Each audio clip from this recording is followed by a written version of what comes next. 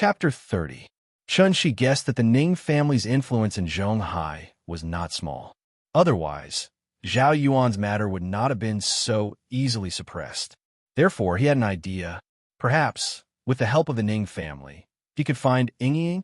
After receiving Ning Qiudong's affirmative answer, Chun-Shi got into the car with a mood as if he had just bought a lottery ticket. Although he knew that the possibility was slim, he still had a glimmer of hope. If he won, it would be the first prize. If he didn't, then he would slowly look for her. The car slowly drove out of Jin City Mansion. At this time, Chun-Shi suddenly remembered that it was not yet time to get off work. If he went back so early, Aunt Zhang would probably be suspicious again. In order to maintain a good image in Aunt Zhang's mind, Chun-Shi thought about it and asked the driver to send him to Zhongshan Road. Zhongshan Road was known as the starting point of Zhonghai's modernization. Since the beginning of the last century, Zhongshan Road had become the financial and trade center of Zhonghai and even Huaxia. Zhongshan Road had always been regarded as a landmark and a symbol of the city's history.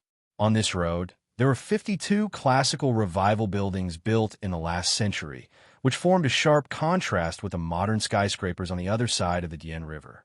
After telling the driver to go back first, Chun-Shi got out of the car and went to the riverside. Leaning against the railing, he enjoyed the gentle caress of the sea breeze. Across the river was the Xing Chun Hotel that he had just visited a few days ago. There was only one reason why Chun-Shi came here. This was the place where he and Ying pledged their love. He still remembered that year. The boy and the girl walked side by side on this road. The girl suddenly quickened her pace, like a light butterfly, flying forward with a smile. The boy was a little caught off guard and hurriedly chased forward. But at this time, the girl put her hands behind her back and turned around lightly, like a swallow. She didn't stop walking. As she retreated, she looked at the boy and smiled. At this time, "Shouldn't you say something to me?" The girl's smile was like a flower. Her long black hair fluttered in the wind, her white dress fluttered in the wind, and the sunlight shone on her body. That moment was indescribably beautiful, enough to make everything in the world pale in comparison. For a moment, the boy was stunned. The girl smiled and retreated, seeing that she was getting further and further away and was about to disappear into the sea of people. The boy finally came to his senses. He raised his hands like a trumpet and used all his strength to shout at the girl. "Qin Ruoying, I like you." Zhongshan Road was still as crowded as it was today. The boy did not know why he had the courage to reveal the little secret that had been hidden in his heart under such circumstances. There were no romantic decorations, no eye-catching courtship banners, and not even a bouquet of flowers. This young man's sudden courtship immediately caused quite a stir. The crowd automatically dispersed to both sides like water, and an empty space suddenly appeared on the crowded Zhongshan Road. Then, under the expectant eyes of the crowd, the boy ran to the girl. And in response, the girl gave him a sweet kiss. As if recalling the feeling of that kiss, Chun-Shi leaned on the railing and smiled foolishly. Time flew by. Many years had passed, but that feeling was still fresh in his memory, deeply engraved in his mind. Chun-Shi's eyes wandered as she looked at the river. Suddenly, his eyes drifted to the Fuqing building next to the Xing Chun building. Immediately after, a thought popped up in his mind. Then, he quickly took out his mobile phone and called Ning Zhonghua. "Mr. Ning, can you do me another favor?" The Fuqing building was the closest to Dianjiang in the entire Zhonghai, and it had the best view. This building was famous in Zhonghai and even in the country, not because of its good location, but because the whole building was golden. The golden building stood on the bank of Dianjiang River. Every time the weather was fine, the sun shone on the building, and the whole building would emit a dazzling golden light, which was particularly eye-catching among the other skyscrapers. If it was only because of the appearance of the tycoon gold, it was obviously not enough to make it famous in the country. The real reason why it was famous was actually because of the LED light wall, which was known as the world's largest billboard. Yes, the inside of the wall of the Fuqing building was installed with LED light-emitting diodes. Every night, the Fuqing building would turn on all these LED lights. People standing on Zhongshan Road could see a huge billboard with a width of 57 meters, a height of 63 meters, and a visible area of 3,591 square meters, which could be called the world's largest billboard. Of course, if the developer wanted to set up such a huge billboard, they first had to comply with the National Outdoor Advertising Registration Management Regulations. So the Fuqing building must broadcast public service advertisements and commercial advertisements in turn. Because of this, the actual display time of commercial advertisements in the Fuqing building was actually very short. There were two ways to display commercial advertisements in the Fuqing building. One was a daily round of 15 seconds for 30 consecutive days, and the fee was 640,000 yuan. The other was a continuous display for an hour, and the fee was also 640,000 yuan. Today was supposed to be an ordinary day. It wasn't a weekend, nor was it a holiday. But because Zhongshan Road was so famous, even in the most off-season, Zhongshan Road's daily traffic was about 500,000 people. When the evening came, the lights were just turned on. As usual, the Fuqing building lit up the LED advertising screen again. But the content of tonight's advertisement was very strange, and there was only a line of inexplicable words on it. Qin Ruoying, I'm back, and I'm looking for you. 11 words, 3 punctuation marks. A name, a paragraph without beginning or end. Anyone who saw the billboard couldn't help but rack their brains to think, who is Qin Ruoying? From the A-list to the C-list, from the popular actresses to the streamers. Among all the female figures with a little fame, there was no one called Qin Ruoying. But since she was not a star, why did she use this way to attract attention? What was the meaning of this sentence? Who is Qin Ruoying? Who am I? The Fuqing building used to accept many commercial advertisements, and the effect of each advertisement was proportional to the price. But this time, even the people in the Fuqing advertising department didn't expect that the advertisement, which was forcibly inserted because of the strong background, would cause such a large-scale impact on the internet. Weibo, forums, WeChat moments, self-media, and even some gossip news were reposting and reporting this matter. Who is Qin Ruoying? Who is looking for her? Is it another publicity stunt to attract attention? Is it a new internet prank similar to Jia Junpeng? Your mother is calling you home for dinner? People were talking about this commercial, which had nothing to do with commercial advertisements at all. There was only one sentence, but easily aroused everyone's curiosity. Countless girls heard the news and came to Zhongshan Road in order to take a photo with the LED light wall of the Fuqing building and post it with the photo. Whoever can write my name on it, I will give birth to his children. There was a strong storm on the internet, and countless girls with the same name as Qin Ruoying were called instantly. In less than an hour, the topic hashtag looking for Qin Ruoying hashtag had appeared on Weibo. At 10 o'clock in the evening, the topic hashtag who is Qin Ruoying hashtag had rushed to the hot search list on Weibo. Although the ranking was still very low, it was very likely that it would rise to the first place as time went by. Chicken soup for the soul and joke makers came out one after another. For a time, all kinds of guesses and all kinds of magical plots were constantly unfolding. As the initiator, Chunxi had been sitting on a chair on the riverbank, staring at the big words that lit up half of the sky. Ying, I really miss you. Asterisk, asterisk, asterisk, asterisk, asterisk, asterisk, asterisk, asterisk, asterisk, asterisk. Thank you to the two bosses, Domestic Fool and Xiaoliangha, for your tips, and I'm very confused. Why do other books have book list authors, but I don't have one? Chapter 31. Small courtyard, pavilion. Stone table, guqin. White dress, woman. The woman was playing the guqin. The clear and smooth sound of the guqin was like a flowing stream, refreshing the heart. A cool breeze blew past, bringing with it the fragrance of osmanthus flowers. Her slender and fair fingers plucked the strings.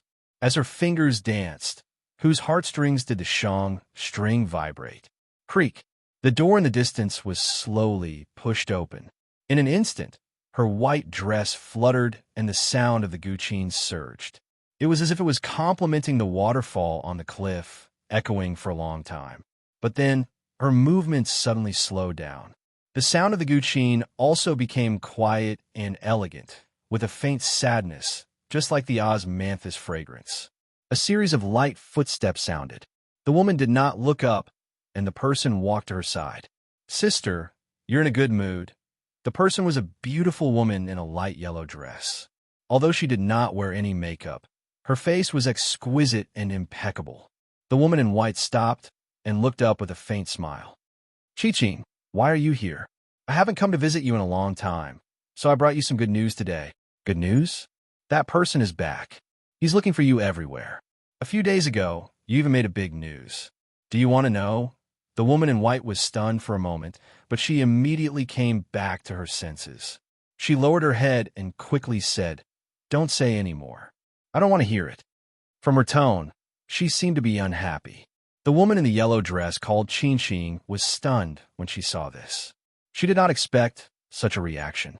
Therefore, she bowed slightly and carefully asked, "Sister, don't you miss him?"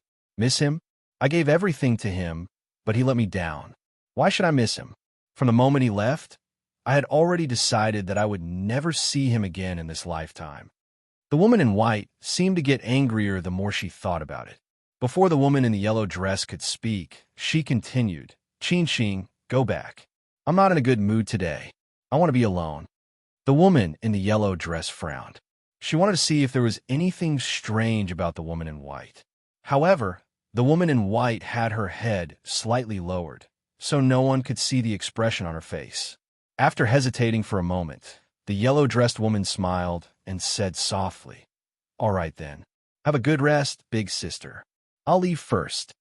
With that, she turned around and walked out the way she had come. Creak. The door closed again. The woman in white finally raised her head and glanced at the door. There was no trace of anger on her face, only indescribable confusion and sorrow. She tilted her head to look at the Guqin and lowered her eyes. Suddenly, a crystal-clear tear slowly slid down from the corner of her eye. The next morning, Lin Xian had just entered the office when his phone rang. She took out her phone and saw that it was a WeChat message from Wang Lu. Xian, did you see the news yesterday? Was it Chunxi's doing? That's awesome." Lin Xian was stunned for a moment before replying, "I'm not sure, but I think it's Chunxi's doing. After all, he's been looking for Ying." "Definitely. I thought that Chunxi hadn't done well in the past few years. I didn't expect him to amaze the world with a single brilliant feat. He's really awesome. His WeChat moments are exploding. I left a comment saying that Qin Ruoying is my classmate, but no one believes it. I'm so angry." Lin Xian typed a paragraph, but after thinking for a while, she pressed the delete button and wrote again, "Where's Zhao Yuan? What's the situation now?" Wang Lu seemed to be really free and replied immediately, "He's still in the hospital." However, according to Li Xiuwen, Zhao Yuan's family doesn't seem to want to pursue the matter. "I'm not too sure about the specific situation." "Don't pursue the matter?" Lin Xian sat in her seat and held her phone, thinking about something. Wang Lu waited for a moment. Seeing that she didn't reply, she continued, Xian, what's Chunxi doing now? I heard that the Fuqing building's advertisement doesn't seem to be available just because you have money. Chunxi can book an entire night's advertisement. It shouldn't be easy, right? I think we should contact our old classmate more when we have time. One more friend means one more path." Lin Xian's phone vibrated, waking her up from her chaotic thoughts. "I only know that he seems to be at home taking care of the child recently. I don't know what he's doing specifically. I'm going to work. I'll talk later." 2 messages in a row. After sending them, Lin Xian sat at her desk and looked out the window thoughtfully. Her office was in a very good location. It was located at the corner of the 23rd floor. Standing in front of the floor-to-ceiling window, one could overlook the entire Dianjiang River and Zhongshan Road. Back to last night. Not long after Qin Ruoying's name lit up, Lin Xian had already arrived at the Fuqing building. She raised her head and looked at the dazzling LED lights, carefully reading every word on it. Although she wasn't sure if this was Chunxi's doing, Lin Xian had already subconsciously thought that only Chunxi would do such a thing. Some things really touched people's hearts. So even if the person involved wasn't herself, and she wasn't even sure if the protagonist of the advertisement was Chunxi and Qin Ruoying, Lin Xian couldn't help but be moved to tears. On the other side of the Dianjiang River, Chunshi sat in the chair for several hours. Suddenly, a series of urgent, ringing sounds rang out, waking him up from his chaotic thoughts. He looked at the caller ID and saw that it was Aunt Zhang. Chunshi then noticed that it was already 9 o'clock in the evening, and he had been sitting here for 6 or 7 hours. Because he was so immersed in his thoughts, he forgot to tell Aunt Zhang in the morning that he was going home for dinner. "Hello, Aunt Zhang?" Chunshi quickly answered the phone. But it wasn't Aunt Zhang's voice that came from the other end of the phone, but the little girl's loud voice. "Papa, when are you coming home?" As soon as he heard his daughter's sweet voice, Chunshi immediately smiled and replied, "Soon. Papa is off work and will be home soon. Then I'll wait for you at home." "Papa, hurry up." "Okay. Papa, run." Okay. "Horse, run. Go, go, go, go, go." The little girl played with Chun-Shi on the phone. So, Chunshi immediately pretended to be a horse and responded on the other end of the phone. Then, the little girl held the phone and giggled happily. But this time, Aunt Zhang grabbed the phone and told Chunshi, "Don't listen to this silly child. Chunshi, watch the road when you come back and be careful. You haven't eaten yet, right? I'll go heat up the food for you now. It should be ready when you come back." "Okay, then I'll have to trouble you, Aunt Zhang. Don't be so polite. Be careful on the road. Don't worry, we'll wait for you." Chapter 32. The next day, early in the morning, Chunshi went straight to the bank with Yin using the excuse of going out to buy something. When he left yesterday, Ning Xiaodong gave him a card with 100,000 yuan on it. It was his reward. In fact, Ning Xiaodong wanted to give him 1,000,000 yuan as a reward, but Chunshi insisted on only taking 100,000. After all, he had already said that he only wanted 100,000, so he naturally wouldn't take more. She was a man of his word. Although he said that he wouldn't save Ning Zhonghua, he still saved Ning Zhonghua in the end. It wasn't that she didn't have principles. The reason why he helped was mainly because Ning Xiaodong asked him for help as a daughter. This really moved Chunshi. After all, he was also a father. For Yin's sake, Chunshi chose to forgive Ning Xiaodong. And after he and Ning Xiaodong buried the hatchet, the two things that he asked the Ning family for help with were tacitly agreed by both parties: favors.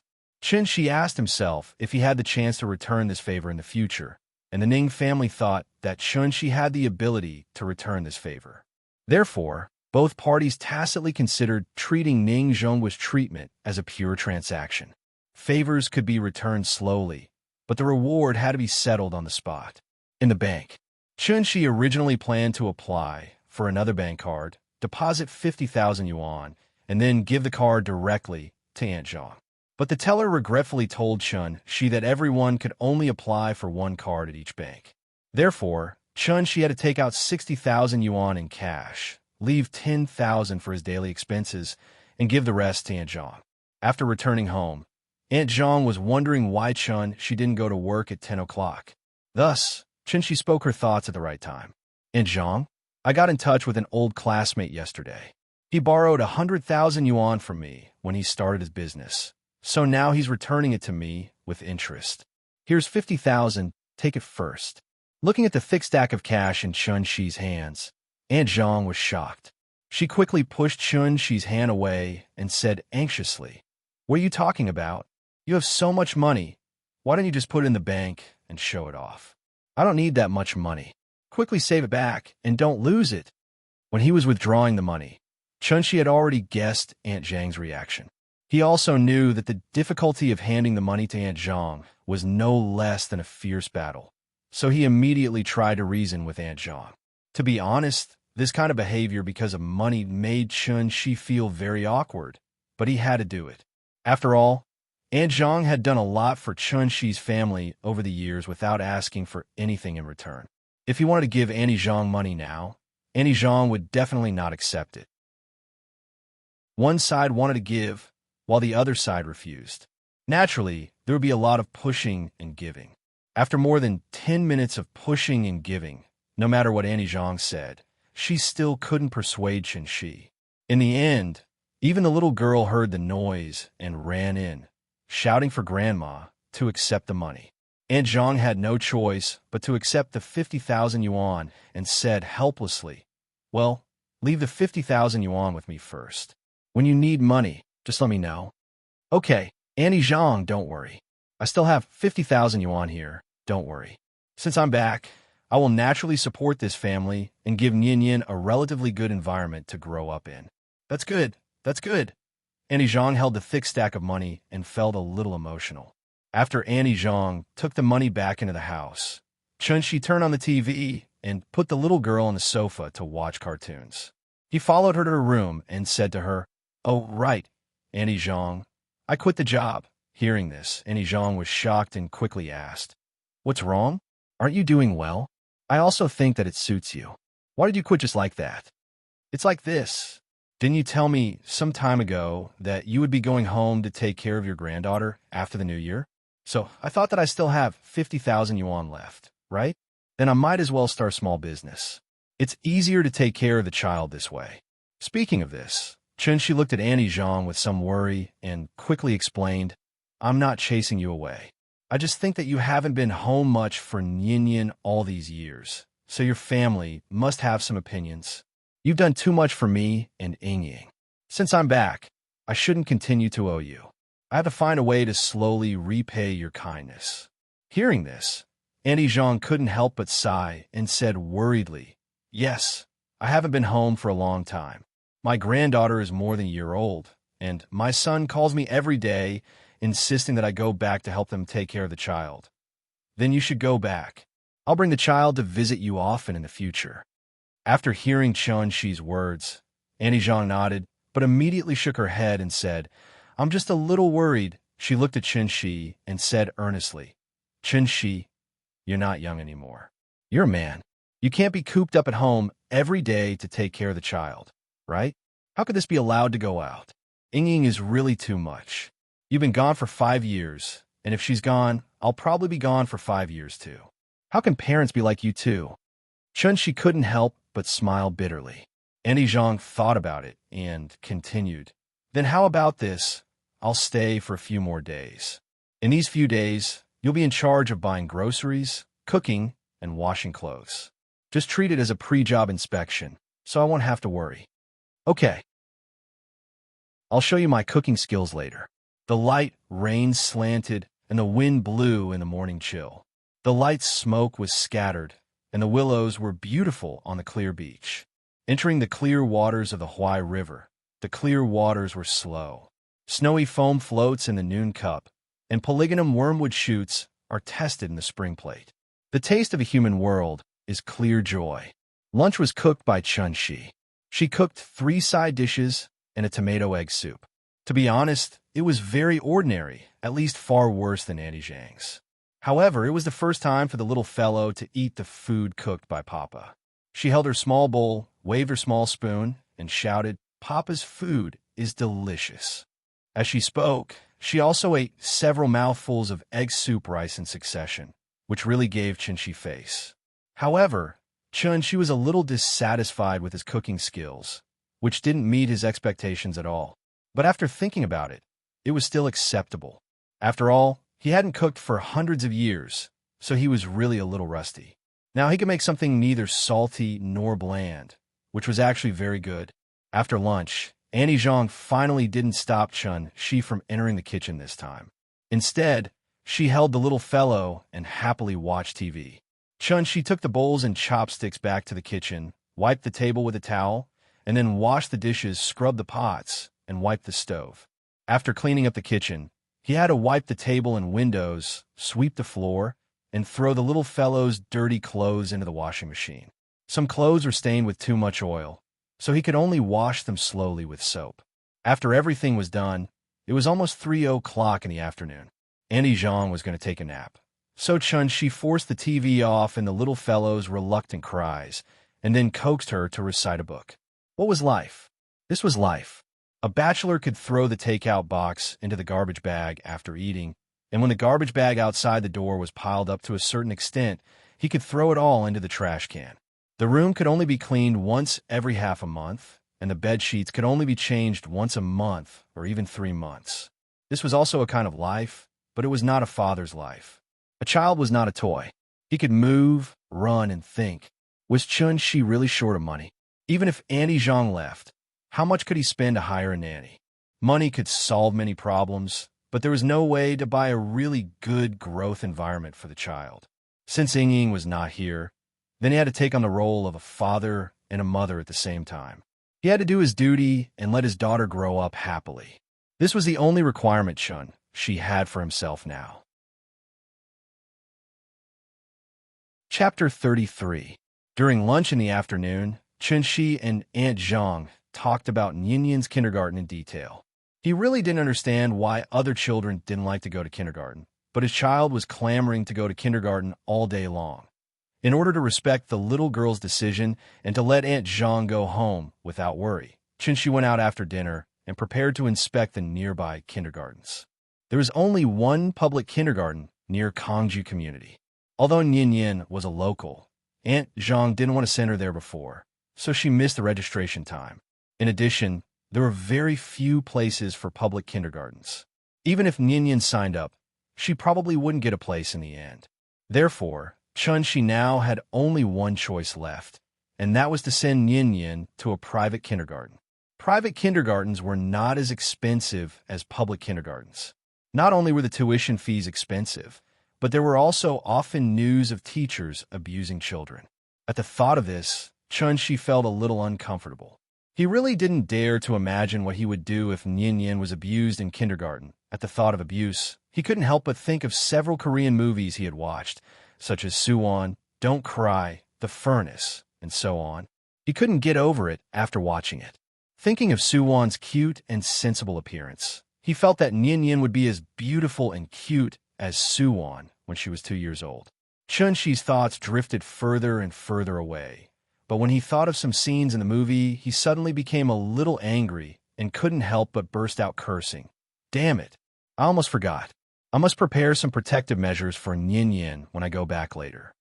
Perhaps this was the mood of every father. This was especially true for the girl's father.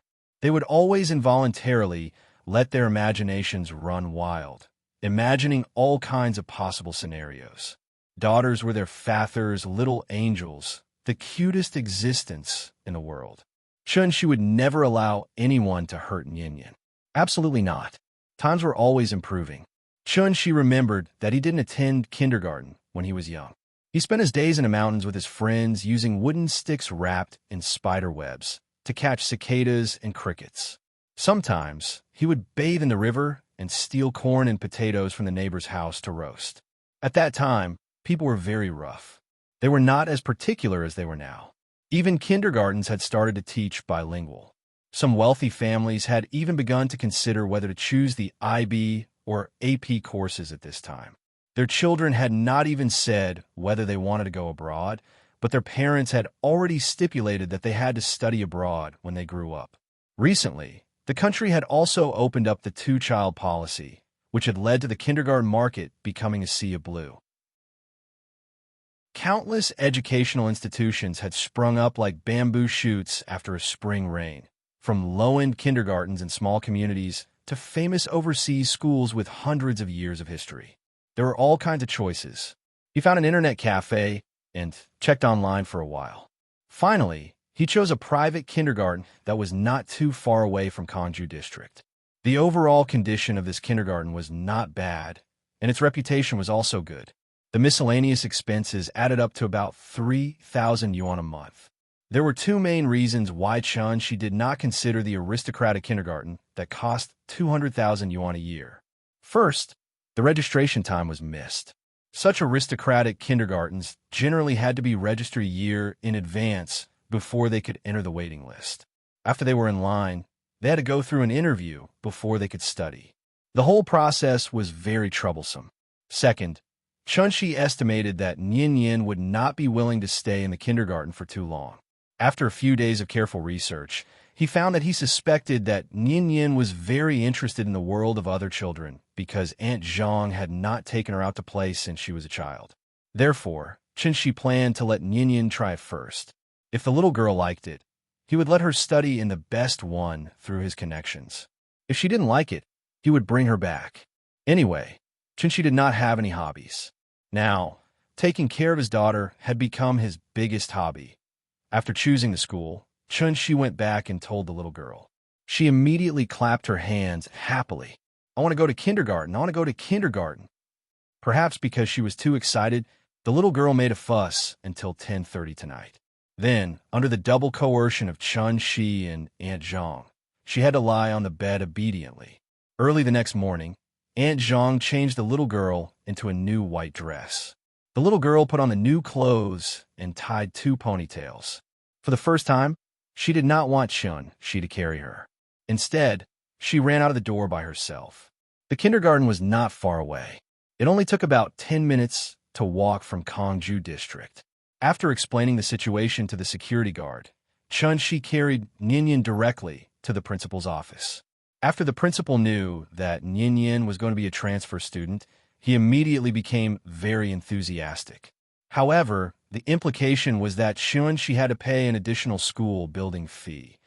Chun-Shi also had a general understanding of these things in private kindergartens, so he did not talk nonsense with him. He directly swiped his card and paid a series of fees for this semester's management fee, school building fee, food fee, and a series of other expenses. After the card was swiped, nearly 20,000 yuan was gone. This kind of kindergarten was not so particular. As soon as Chun-Shi paid the fees, the principal immediately called a woman in her 30s. She looked quite kind. The woman's surname was Wang. In the future, she would be Ninian's class teacher. Teacher Wang took the father and daughter to the outside of the classroom. However, when Ninian saw more than 20 children about her age sitting inside, she suddenly felt a little timid. She was obviously very excited just now, but now, like a frosted eggplant, she shrank into Chun-Shi's arms. Papa, I don't want to come to kindergarten. Seeing this, Chun-Shi suddenly did not know whether to laugh or cry. Silly children were still afraid of strangers. However, at this time, even if Chun-Shi doted on the little fellow, at this moment, he could no longer do as she wished. People had to go through this process. Since the child was here, she should go in. He must not let her develop the habit of backing out. Ninian, be good. You see so many children inside. If you go in with Teacher Wang, everyone will play with you. No, I'm scared. The little fellow's mouth twitched. It seemed that she was about to cry. Chun-Shi had no choice but to look at Teacher Wang. Teacher Wang had seen this kind of situation for a long time. The children in this class would cry for most of the day when they came every day. In fact, Ninian's situation was considered good. Ninian, be good. Come, I will take you in. Don't be afraid. You will all be friends in the future. Teacher Wang motioned to Chun-Shi to give Ninian to her. Chun-Shi wanted to hand Ninian over, but the little fellow held his neck tightly and cried loudly, Papa, don't go, Papa, don't go. Ninian, don't be afraid. Papa won't go. He will wait for you outside. Go in and play with the other children, okay? Teacher Wang wanted to take the little fellow, but the little fellow hung on Chun-Shi and refused to come down no matter what she said. She buried her head in Chun-Shi's shoulder and didn't say anything. She just cried. Seeing this, Teacher Wang motioned to Chun-Shi to comfort her. So Chun-Shi quickly said, Papa won't go. I will wait for you at the door. Ninian, you have to listen to me and learn to respect me. Okay? Okay, Ninian, don't cry. You won't look good if you cry too much. Look, the other children are laughing at you. Don't worry, Papa won't go. Papa will wait for you here. When you finish school, Papa will take you home for dinner. If you cry again, Papa will go back and tell Grandma that Ninian went to kindergarten to cry today and was laughed at by the other children. Ninian, good girl, don't cry, don't cry. After coaxing for a long time, the little fellow reluctantly got down from her father's shoulder. Seeing this, Teacher Wang decisively coaxed and pulled the little fellow into the classroom. After Ninian went in, Chun-Shi didn't leave. Instead, he stood in the corridor and quietly looked at the little fellow in the room. The little fellow sat alone on the small bench. Her movements were a little stiff, but the children next to her were quite friendly to her. After seeing a new student, they surrounded the new student to comfort her under the teacher's instructions. The little fellow adapted for a while. After several times she looked back and saw that Chun-Shi was still at the door, she finally felt relieved and slowly played with the other children. Chun-Shi stood outside the door for a long time. Finally, a teacher couldn't help but remind him that parents shouldn't stay in the park. After that, she had to walk out of the kindergarten. In fact, not to mention the little fellow, even he, as a father, was reluctant to leave. Although it was just to send the child to kindergarten and go home at night. But she always felt empty in her heart. That kind of feeling was really strange. Asterisk, asterisk, asterisk, asterisk, asterisk, asterisk, asterisk, asterisk, asterisk, asterisk, thank you, to Universe Handsome King. Farewell to the sea and night. What is Dao One, Looking at Tomorrow, and Li Shu Jin for their tips. Chapter 34. Zhao Yuan was discharged from the hospital. With 8 broken ribs, it would probably take more than half a year for him to recover. However, he was lucky that the broken ribs did not penetrate his internal organs. Otherwise, he would have died on the spot. In short, he was lucky to have kept his life. The doctor performed thoracic fixation on him, and he could be discharged from the hospital to recuperate at home. It would take more than half a year for his bones to regrow, so the doctor advised him not to do any strenuous exercise during this time. After returning home, Zhao Yuan tried out the new wheelchair his mother bought for him. Although his leg was not injured and there would not be any major problems with his daily activities, his mother was very worried. She was afraid that her son would move around and affect the internal fixation in his body. So she simply bought him a wheelchair. When he heard that it was his father who asked his mother not to pursue the matter, Zhao Yuan did not have much of a reaction on his face. His mother looked at him worriedly, then said with a frown, "Yuan heir, what is the background of the guy who injured you?" Background? Zhao Yuan sneered. His expression seemed calm, but there was an imperceptible glint in his eyes. No background, just a piece of trash who was abandoned by his wife. Now he stays at home all day to take care of the child. Speaking of this, Zhao Yuan couldn't help but touch his chest. Then he chuckled and said, "But from this kick, I'm afraid I really underestimated him." No background? That shouldn't be. Why would President Ning of Zhonghai Ocean Group vouch for him? Hearing this, Zhao Yuan shook his head and said with some confusion, "I'm not sure, but I'll send someone to investigate." "Yuan heir, we can't just let this go." "I know." The woman wanted to say something, but Zhao Yuan waved his hand at her and said, "Mom, you don't have to worry about this. I have my own arrangements." Zhao Yuan gave Li Shuan a call and asked to meet him. It was Li Shuan who sent Zhao Yuan to the hospital that day. So Li Shuan was very clear about Zhao Yuan's situation. News always spread quickly in the circle. So Li Shuan roughly knew that the police did not come to arrest Zhao Yuan because the Zhao family did not want to pursue the matter of Zhao Yuan's injury. Now that he suddenly received a call from Zhao Yuan, Li Shuan's first reaction was Zhao Yuan was ready to retaliate. Although he didn't want to get involved, no matter what, he and Zhao Yuan were friends.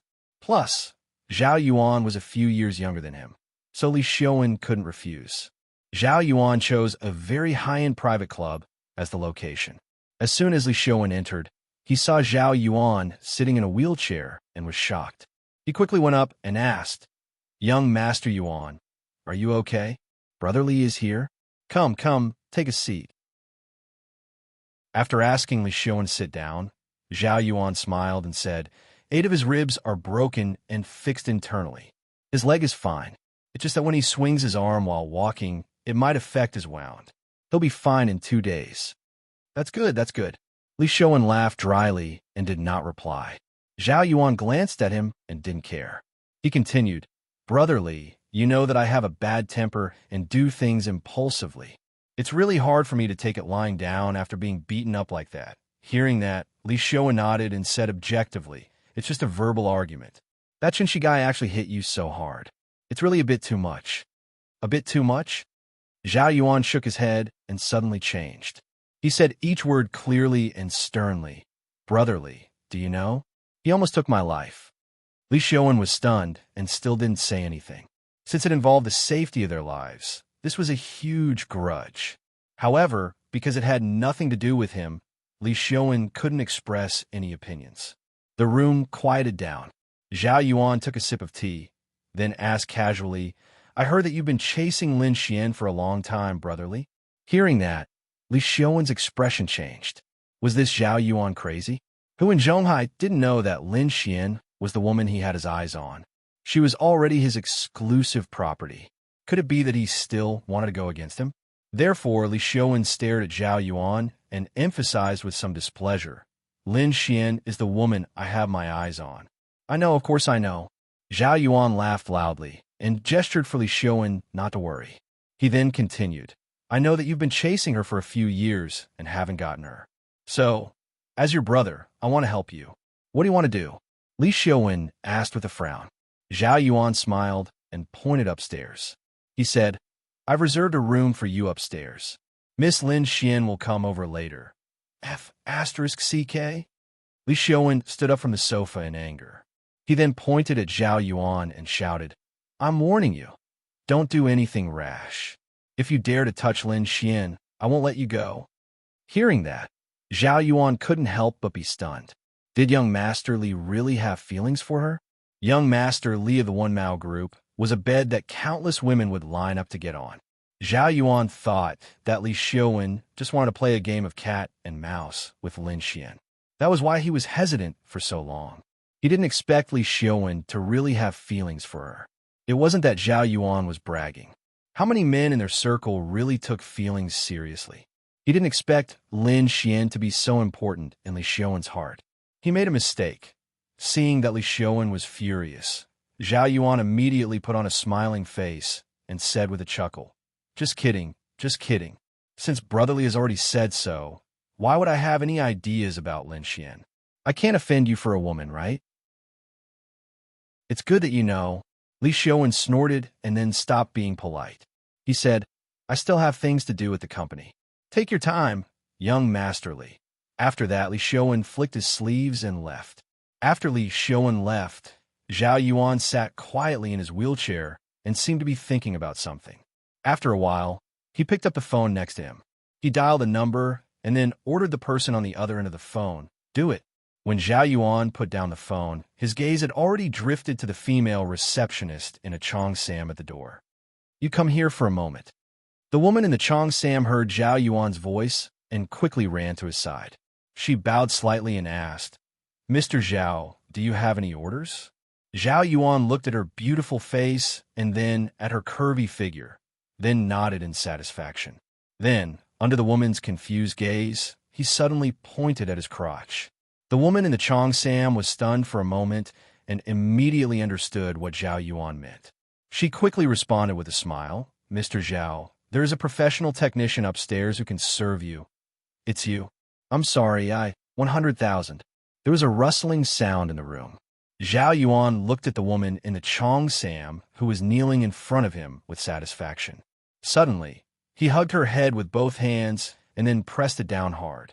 The woman let out a whimper and struggled to raise her head, but Zhao Yuan didn't care at all. He muttered to himself with a ferocious expression, Are you that good at martial arts? Come, I'll slowly play with you. Asterisk, asterisk, asterisk, asterisk, asterisk, asterisk, asterisk, asterisk, asterisk, asterisk. Chapter 35. At 3:30 in the afternoon. There was still half an hour before school was over, but the surroundings were already crowded with people. There was no need to guess that these were all parents who came to pick up their children. Chun, she was a young man in his 20s. Standing in the middle of a group of uncles and aunties, he looked like a crane in a flock of chicken. The children were playing games on the playground of the kindergarten. Chun, she looked at the little fellow across the wall and found that she was playing happily on the slide and didn't notice him standing outside the wall. It seemed that she was so happy that she forgot to look for Papa, which made Shinshi feel a lot more at ease. He was really afraid that Nyin would not be able to adapt to the environment of the kindergarten. He couldn't let the child suffer from strange diseases such as autism and depression, because these were related to mental health and other diseases. He really couldn't deal with them. Chun, she stood outside the wall and looked at Nyin. At this time, an aunt suddenly reached out and patted him. Hey, young man, are you the child of Sister Zhang's family? Chun, she looked back and saw a big sister standing behind him with a smile on her face. It was the fat aunt he met when he just entered the community on the first day he came back. Yes, I live in Block 5, Unit 1, Room 302. Andy, who are you? Hey, I always feel that you are a little familiar. I seem to have seen you several times in the community. Just now, I suddenly saw Nyin inside, so I thought, could Nyin be your child? My surname is Qian. You can call me Annie Qian. My grandson is also inside. Look, it's that troublemaker. As the fat ant spoke, she smiled and pointed to the boy running like the wind on the playground. Looking at her posture, it seemed that she had completely forgotten that she had once regarded Chun Shi as a lunatic beggar. Hello, Annie Qian. I'm working outside and just came home for a while, so I can't even recognize all the neighbors next door. It's okay. You'll know them after a while. Annie Qian waved her hand and said with a smile, let me tell you, your Nyin is the most obedient child in our community. The little girl is so cute. Our Pong Pong likes to play with her the most. Really? Hee hee. Chun Shi smiled politely. Perhaps it was because he was not used to dealing with uncles and aunties, so he did not know what to say now. He could only laugh and listen to Annie Qian's nagging. That's a must. Last time, I teased that silly boy of mine, saying that when he grows up, I'll marry Nyin to him. Sai, you didn't see it. At that time, that silly kid's face was as red as a monkey's butt. He was so embarrassed that he could die. Really? Of course. You don't say. The 4 or 5-year-old children these days are much smarter than we were back then. They're only a little older, and they can already tell who's good-looking and who's not. Many children in the neighborhood like to play with Nyin. However, Big Sister Zhang was the only one who took care of the children in the past, so she didn't have much time to take Nyin out to play. Since you're back, you should bring Nyin out more often in the future. Hearing this, Chun Shi still nodded with a smile on his face, but he suddenly had some vigilance in his heart. Martinson believed that children around the age of 3 would have the consciousness and behavior of love towards the opposite sex. Children have a strong thirst for knowledge, and they're very concerned about everything, including the human organs. Sometimes it's a person, sometimes it's between partners of the opposite sex, or they let each other see the X organ or touch it with their hands. The forms of expression are mostly games such as imitating the doctor, lifting the skirt, fake marriage, playing house, and so on. According to a survey of 290 children by the Nagoya Youth Association in 1970, 201 of them did the action of lifting the skirt, and 70% of the children stopped lifting the skirt under the eyes of adults. 167 peeked into the toilet, 164 peeked from under the skirt, and 108 played with the X organ. It can be seen that this is a common behavior among children, and it's impossible to effectively avoid it. Thinking of this, Chun Shi faintly felt a little uncomfortable. Dare to have ideas about my daughter? No, I have to find an opportunity to popularize Nyin with the knowledge of sex education. Human sexual psychology, its development, and the formation of gender roles have certain law. Generally, if it is allowed to develop naturally, the result is often normal. But if some incorrect education methods are imposed on the child, it is very likely to lead to a deformed result. Especially for children between 3 and 5 years old, through sex education, the child's sex should be recognized by society and individuals in the sense of sociology of sex and psychology. If the child is found to have an incorrect performance in sex, it should be calmly and patiently corrected and naturally guided, and should not be scolded or intimidated. For example, seeing a child playing with the X organ, some mothers will angrily stop them. Don't move. Dirty. Don't touch this place. It's so embarrassing. Don't touch it in the future. Or forcibly pull it away, or even give a beating. In fact, this can easily affect the child from childhood to form a misconception. X organ is dirty, can't be seen, and can't be touched.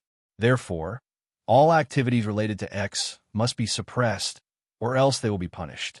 Children are in this relatively closed or conservative environment for a long time, and their sexual needs will be visibly or invisibly suppressed.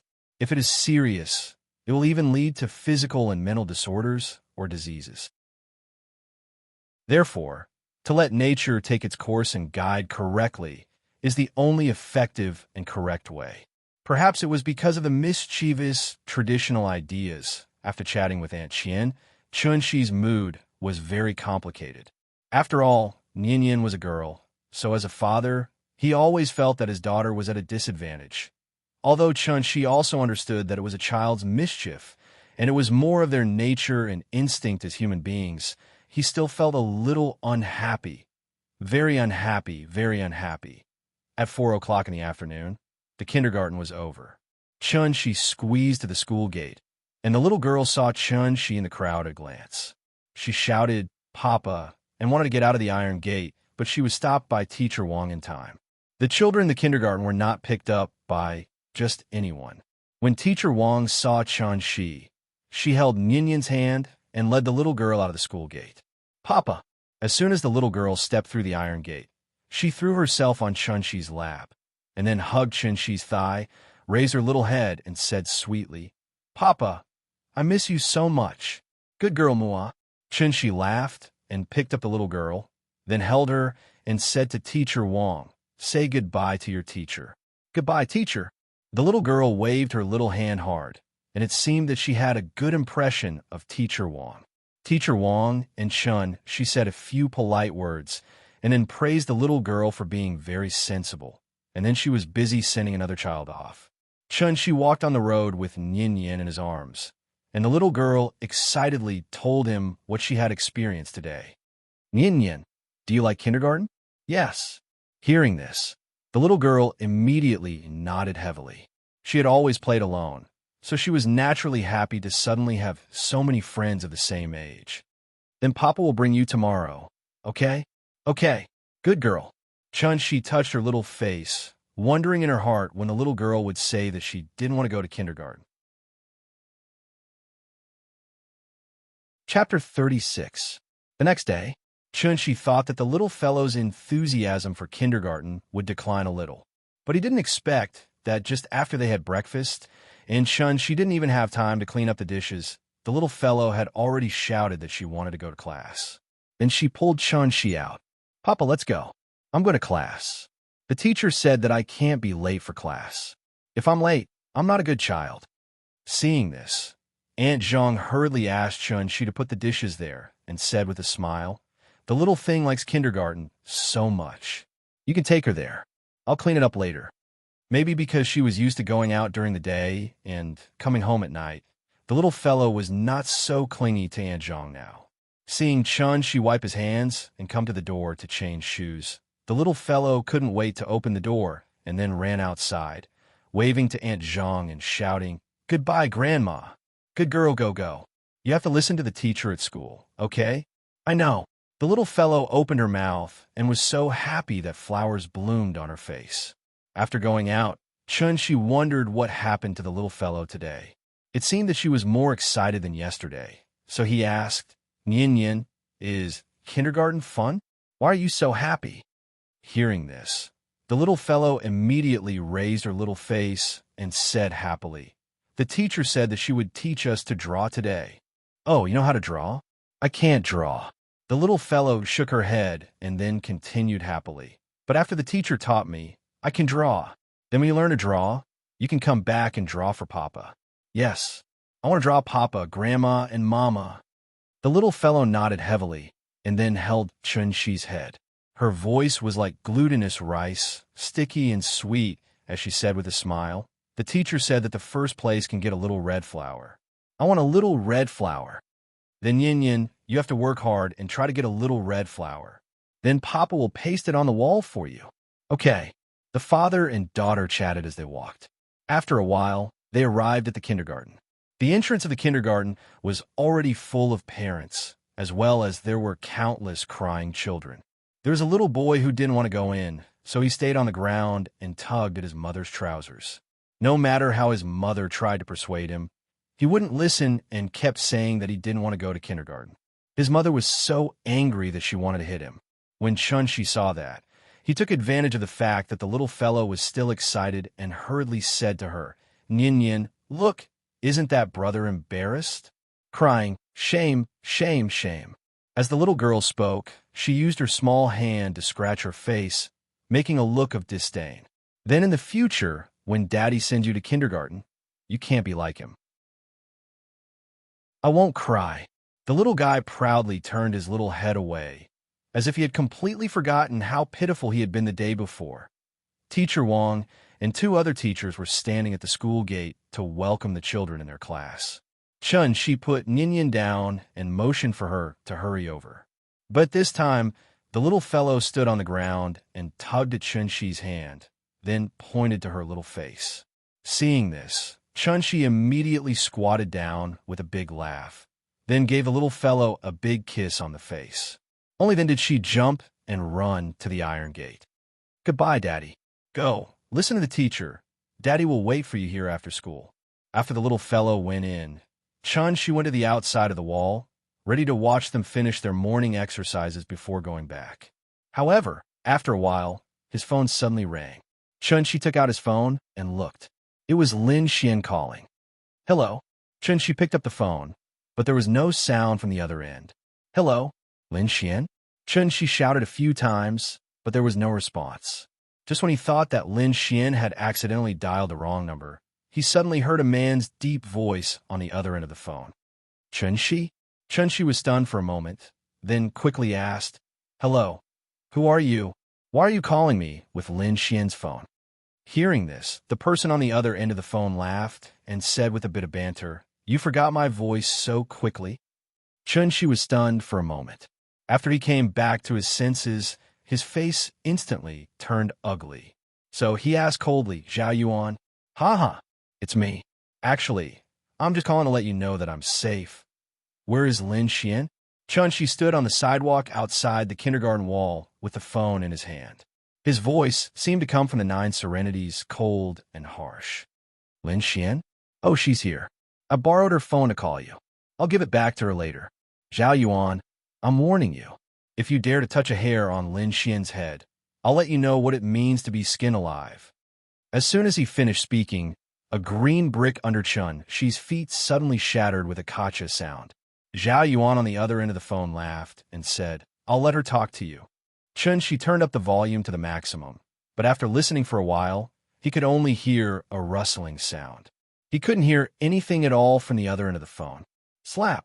Suddenly, the sound of a slap was heard. Then, Zhao Yuan's gloomy voice came from the other end of the phone. "Speak to him." However, after his voice fell, there was still no sound from the other end of the phone, as if Zhao Yuan was talking to the air. Chun Shi waited for a while, but still didn't hear anything. But right after that, the sound of a slap came from the other end of the phone. "I'm F***King asking you to speak." The more Chun Shi listened, the more he felt that something was wrong. He quickly shouted on the phone, "Lin Xian? Lin Xian, are you okay?" On the other end of the phone, Lin Xian sat on the sofa, while Zhao Yuan held the phone to her mouth, constantly asking her to speak.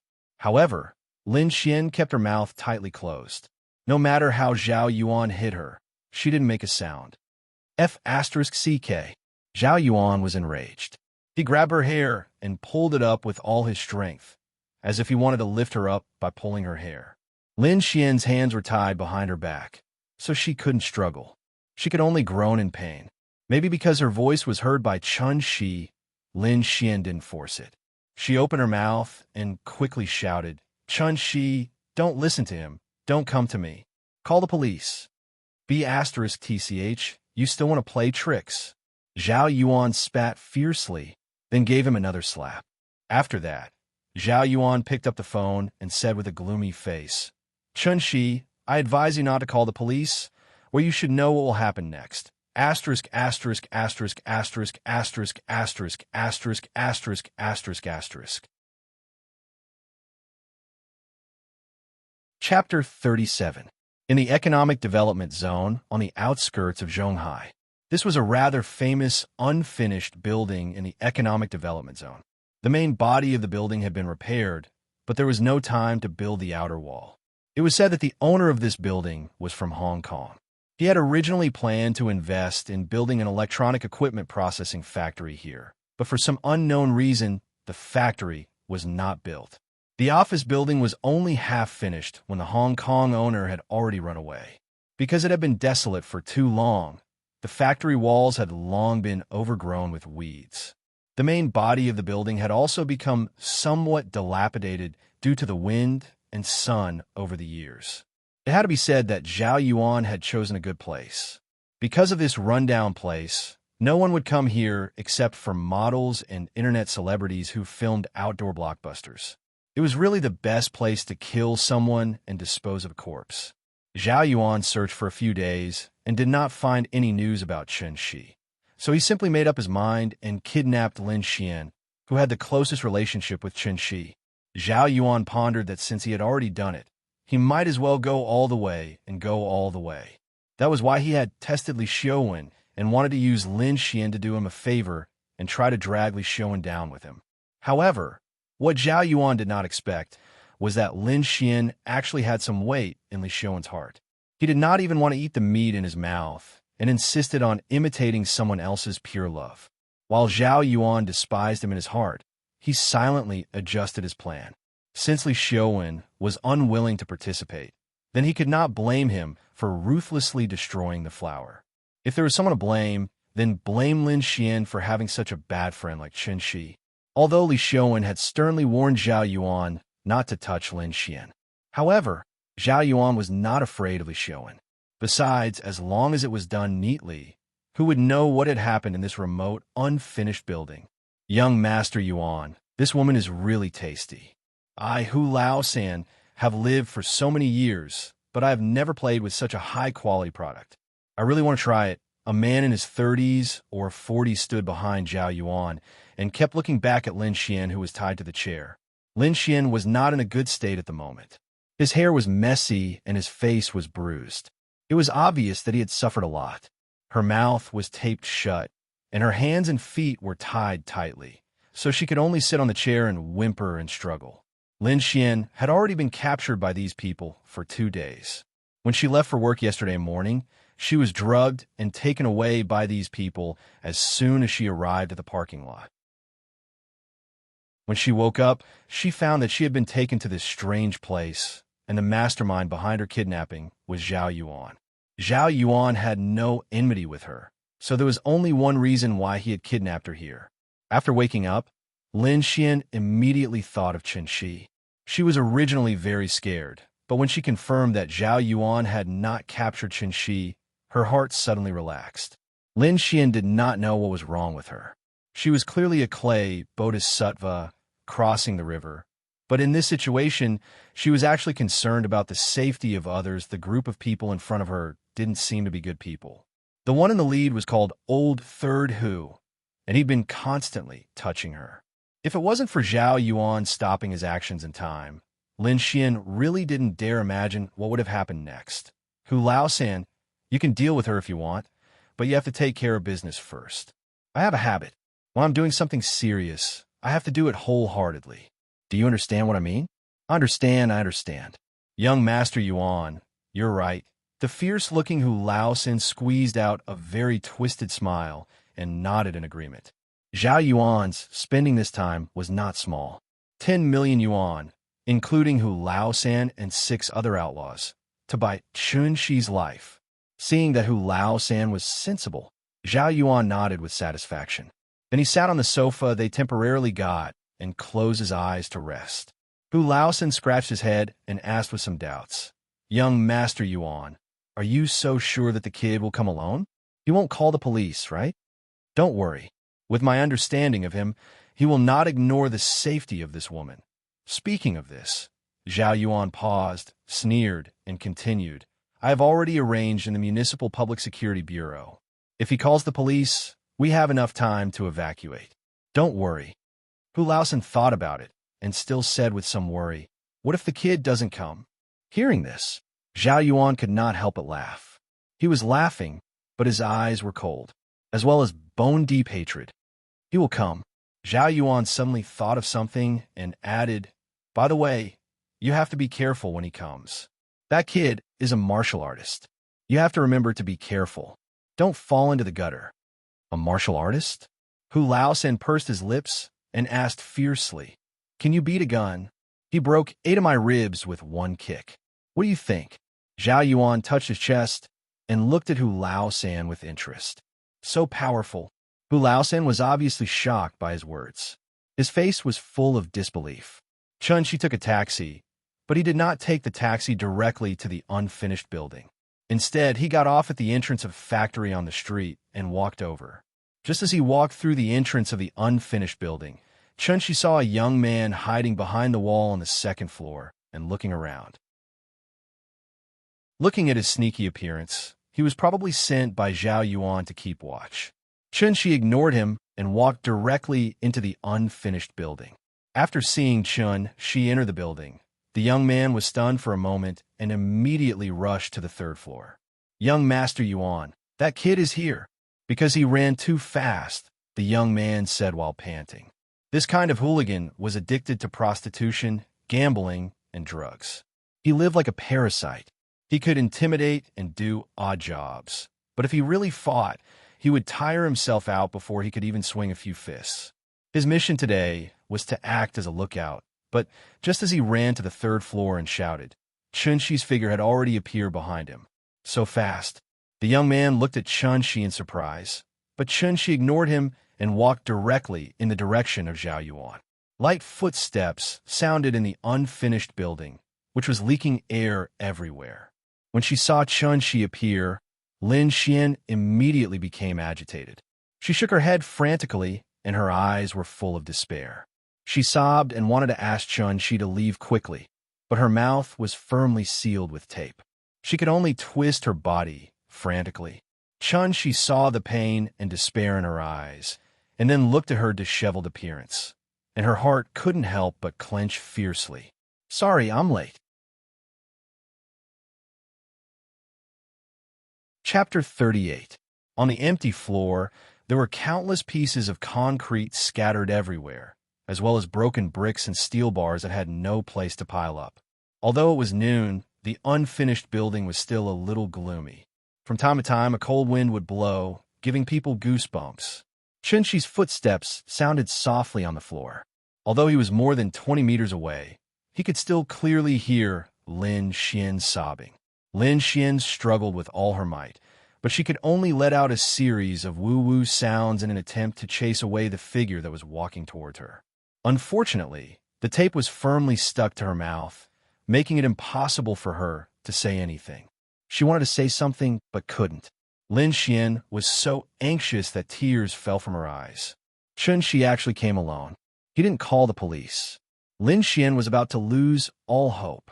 She originally thought that this would only happen in movies, but it actually happened to her in real life. The male lead didn't call the police.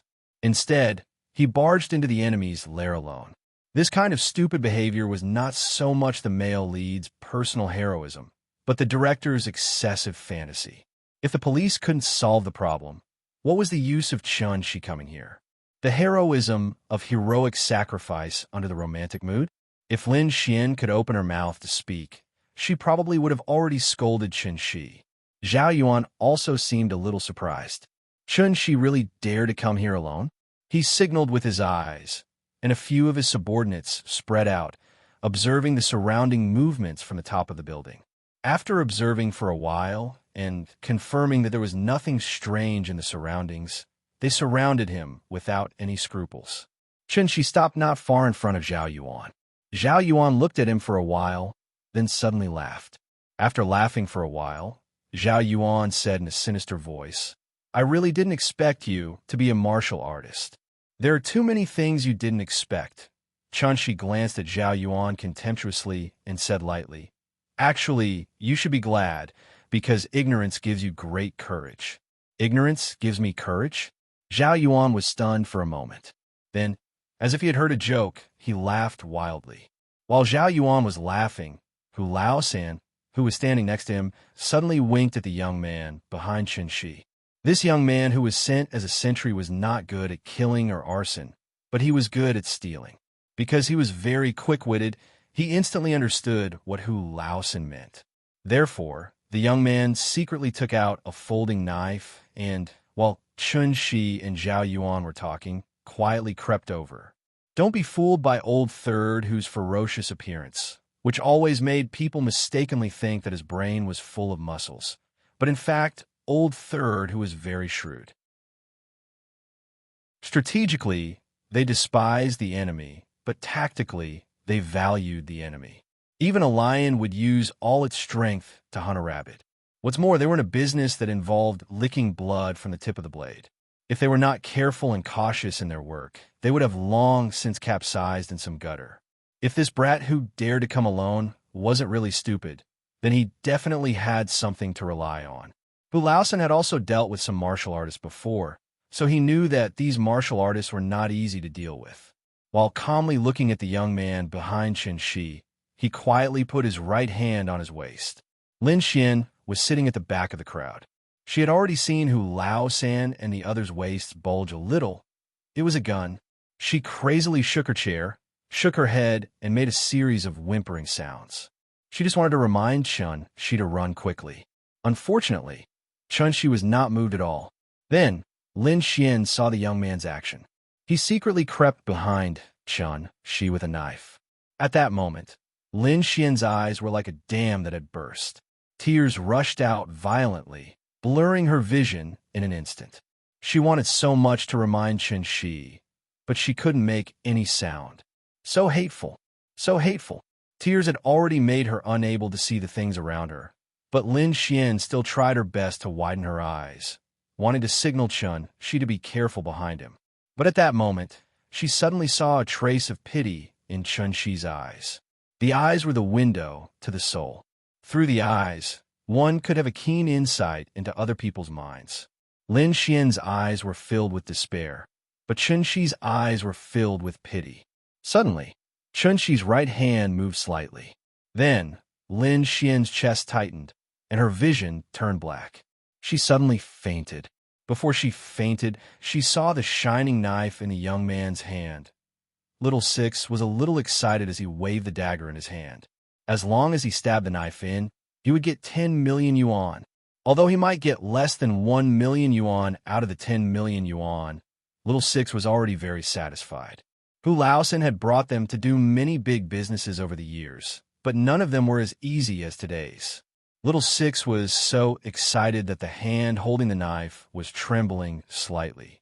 Fortunately, that person didn't notice anything strange about him. Little Six successfully found his way to the person's back. Then, he raised the dagger and stabbed upwards. Hu Laosen had taught them that they should aim for the waist when stabbing, then stab diagonally from the bottom to the top. Because of this, the dagger could pierce through the bones and directly into the organs. They weren't street gangsters, but lawless maniacs who ran for their lives. When stabbing someone, they naturally had to stab to death. Little Six was a little excited as he stabbed with the knife. But before he could be happy, a hand suddenly appeared in his line of sight. Then, his neck suddenly felt like it was clamped by a steel clamp. He was like a little chick, being choked by the neck and lifted into the air. Little Six struggled with all his might. Because his neck was being choked, Little Six's face instantly turned red because of the rush of blood. He bulged his eyes and struggled with all his might. Maybe it was because he was used to big waves, but Little Six quickly calmed down. Then he immediately grabbed Chen Shi's arm with his left hand and stabbed at Chen Shi's wrist with the knife in his right hand. Seeing this, Chen Shi immediately lifted Little Six's neck and threw him to the side. Then Little Six's whole body flew out like a rag doll and hit the load-bearing pillar next to him. Little Six, Hu Laosen couldn't help but exclaim at the sudden change of events. Bang, bang, bang. Hu Laosen didn't hesitate to take out a pistol from his waist. He raised his hand and fired 3 shots at Chen Shi. This was a real desperado. In their hands, the gun was a practical tool, not just a toy used to scare people. Hu Laosen was very confident in his marksmanship. Since he had chosen to make a living in this field, his marksmanship was the only way to ensure his survival. The crisp gunshot suddenly sounded in the empty, unfinished building. Although there was a silencer installed, the sound still made Zhao Yuan's ears ring. Blocking bullets with a car door was a plot that only existed in movies. Only those who had seen a gun knew how terrifying the lethality of a gun was. Thanks to Leader, it's not that I'm ugly, it's that there's something wrong with your eyes. Quiet and promising too. Book friend 201710145459383 196700105. Curry rice, sushi, and several bosses for their tips. Chapter 39.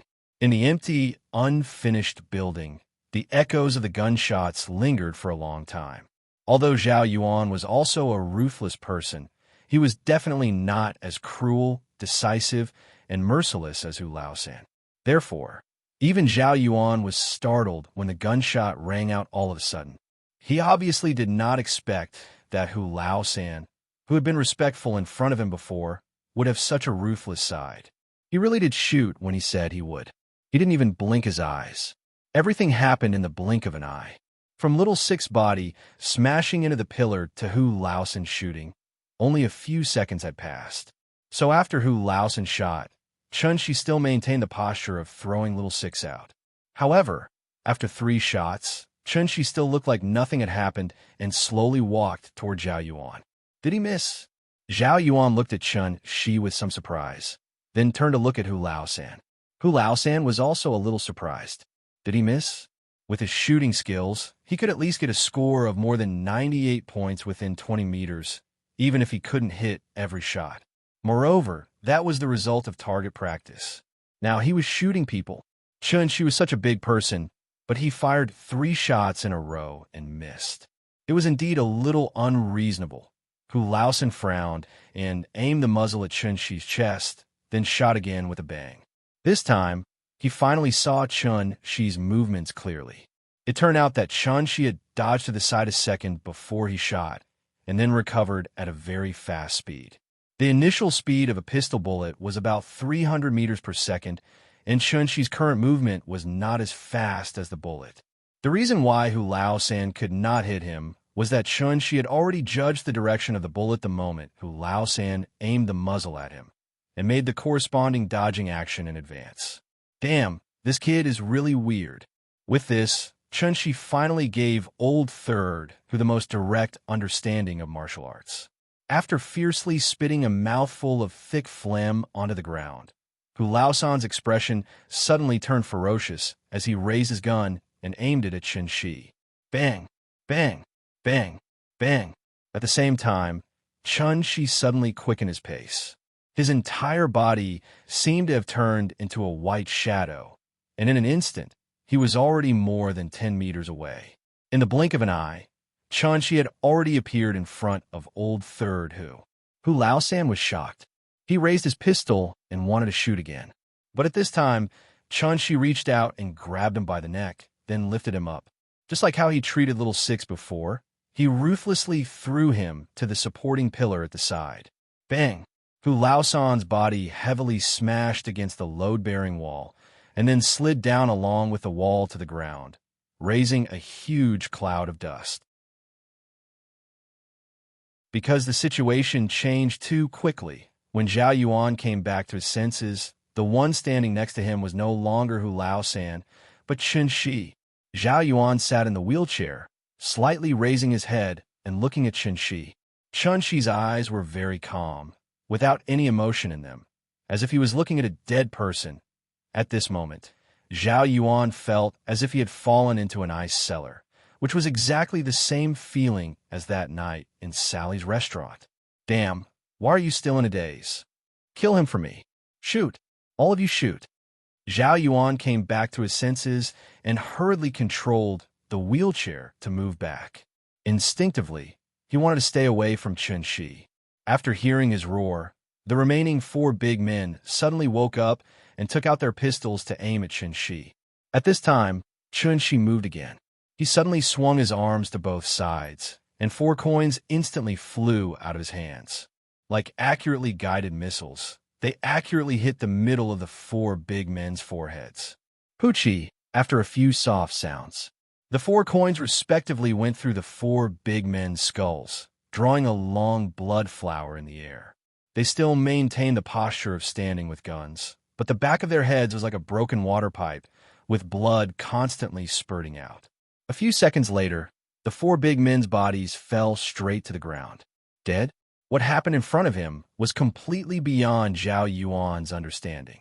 The 6 lawless fanatics that he found with 10 million yuan fell down, just like that? How could it be? How could it be? Zhao Yuan's lips trembled slightly, and his face was completely like he had seen a ghost. He couldn't believe his eyes as he glanced at Old Third, who lying on the ground. Then, he looked at the four big men lying motionless on the ground. Finally, when he saw that Chun-Shi was still walking towards him, Zhao Yuan collapsed.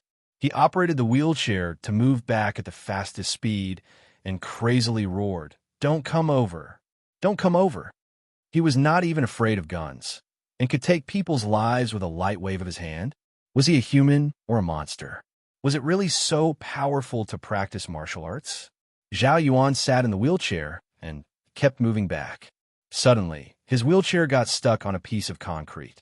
Zhao Yuan didn't react for a moment and was still crazily pressing the back button of the wheelchair. The wheel was stuck in the crevice and kept spinning, causing him to fall to the ground with his back facing the sky, as if he was a spring onion. This fall was not light, but after Zhao Yuan fell to the ground, he got up and wanted to run, regardless of the pain in his body. "Don't kill me, don't kill me." Zhao Yuan struggled to crawl forward, muttering to himself. Obviously, he was scared out of his wits by Chun-Shi. Chun-Shi looked at his back and didn't chase him, but said softly, "I said that ignorance gave you great courage. Now, do you understand?" After that, Chun-Shi no longer looked at Zhao Yuan's ugly appearance, but turned to Lin Xian. Lin Xian was tied to the chair with her head tilted, and Chun-Shi gently lifted her head. When he brushed Lin Xian's hair to the side and saw the bruises on her pretty face, Chun-Shi couldn't help but feel a little guilty. It was all because of him that Lin Xian was brought this unexpected disaster. After a sigh, a ball of fluorescent flame suddenly emerged from Chun-Shi's fingertip. He gently flicked his finger, and the ball of flame suddenly fluttered like a dandelion in the wind, slowly falling on Zhao Yuan's body. Then, Zhao Yuan's shrill scream echoed in the unfinished building. He said that he would let Zhao Yuan understand what it meant to skin him alive and pull out his tendons, and naturally, he wouldn't go back on his words. Although he didn't really want to skin Zhao Yuan alive and pull out his tendons. However, the pain caused by the direct burning of the soul was far less than that of skinning and pulling out his tendons. In the soaring fire, Chun-Shi held Lin Xian by the waist and slowly walked out of the abandoned building. "Thank you to several bosses, can beat the shit out of you, Shao Jieme Song, Regretful Life, Funingyang Shaw, and Liang for their tips." Chapter 40. This towering fire came and went quickly. When the firefighters received the news and rushed to the scene, there was no spark at the scene. This was clearly arson. Otherwise, how could a dilapidated building full of reinforced concrete suddenly spontaneously ignite? However, after the firefighters took a closer look at the scene, they found that there were no traces of smoke in the building. Just when everyone was a little confused, an old firefighter keenly discovered that the ceiling above their heads was covered with a layer of tiny water droplets. If they didn't look carefully, they really couldn't see it. This also meant that the arsonists didn't use gasoline or firewood to set the fire, but used clean fuel such as natural gas and alcohol, because only in this way would it not produce black smoke when it burned. Clean fuels weren't cheap. Ordinary people couldn't use clean fuels to create a towering fire of that scale just now. The fire brigade withdrew, and then they informed the Jinkai district branch. The economic development zone was a place where many factories existed. A lot of flammable and explosive chemicals were stored in the factories. Once a fire broke out, the consequences were simply unimaginable. The August 12th explosion in the Shangjin-Binnu area was a living example. That accident caused 165 people to be killed, 8 people to be missing, 798 people were injured, 304 buildings, 12,428 commercial vehicles, and 7,533 containers were damaged. The direct economic loss was as high as 866 billion yuan. This was a responsibility that no one could bear, so the branch leaders attached great importance to this sudden fire and immediately ordered a strict investigation. The Jinkai District Branch immediately convened a mobilization meeting of all the police. They were determined to catch the daring arsonist. However, at the same time as the Jinkai District Branch began to act, Chun-Shi, the arsonist, had already returned to her residence with Lin Xian. They took a taxi. When Lin Xian woke up, she found that she was already sitting in a taxi. She wanted to ask Chunshi what happened, but Chunshi motioned her to look at the taxi driver in the front row. Although there were thousands of questions in her heart, after all, there were outsiders present, so Lin Xian had to forcibly suppress the questions in her heart for the time being. After returning home, Lin Xian couldn't help it anymore. She grabbed Chunshi's arm excitedly and asked nervously, "Are you okay? I suddenly fainted just now. What happened after that?"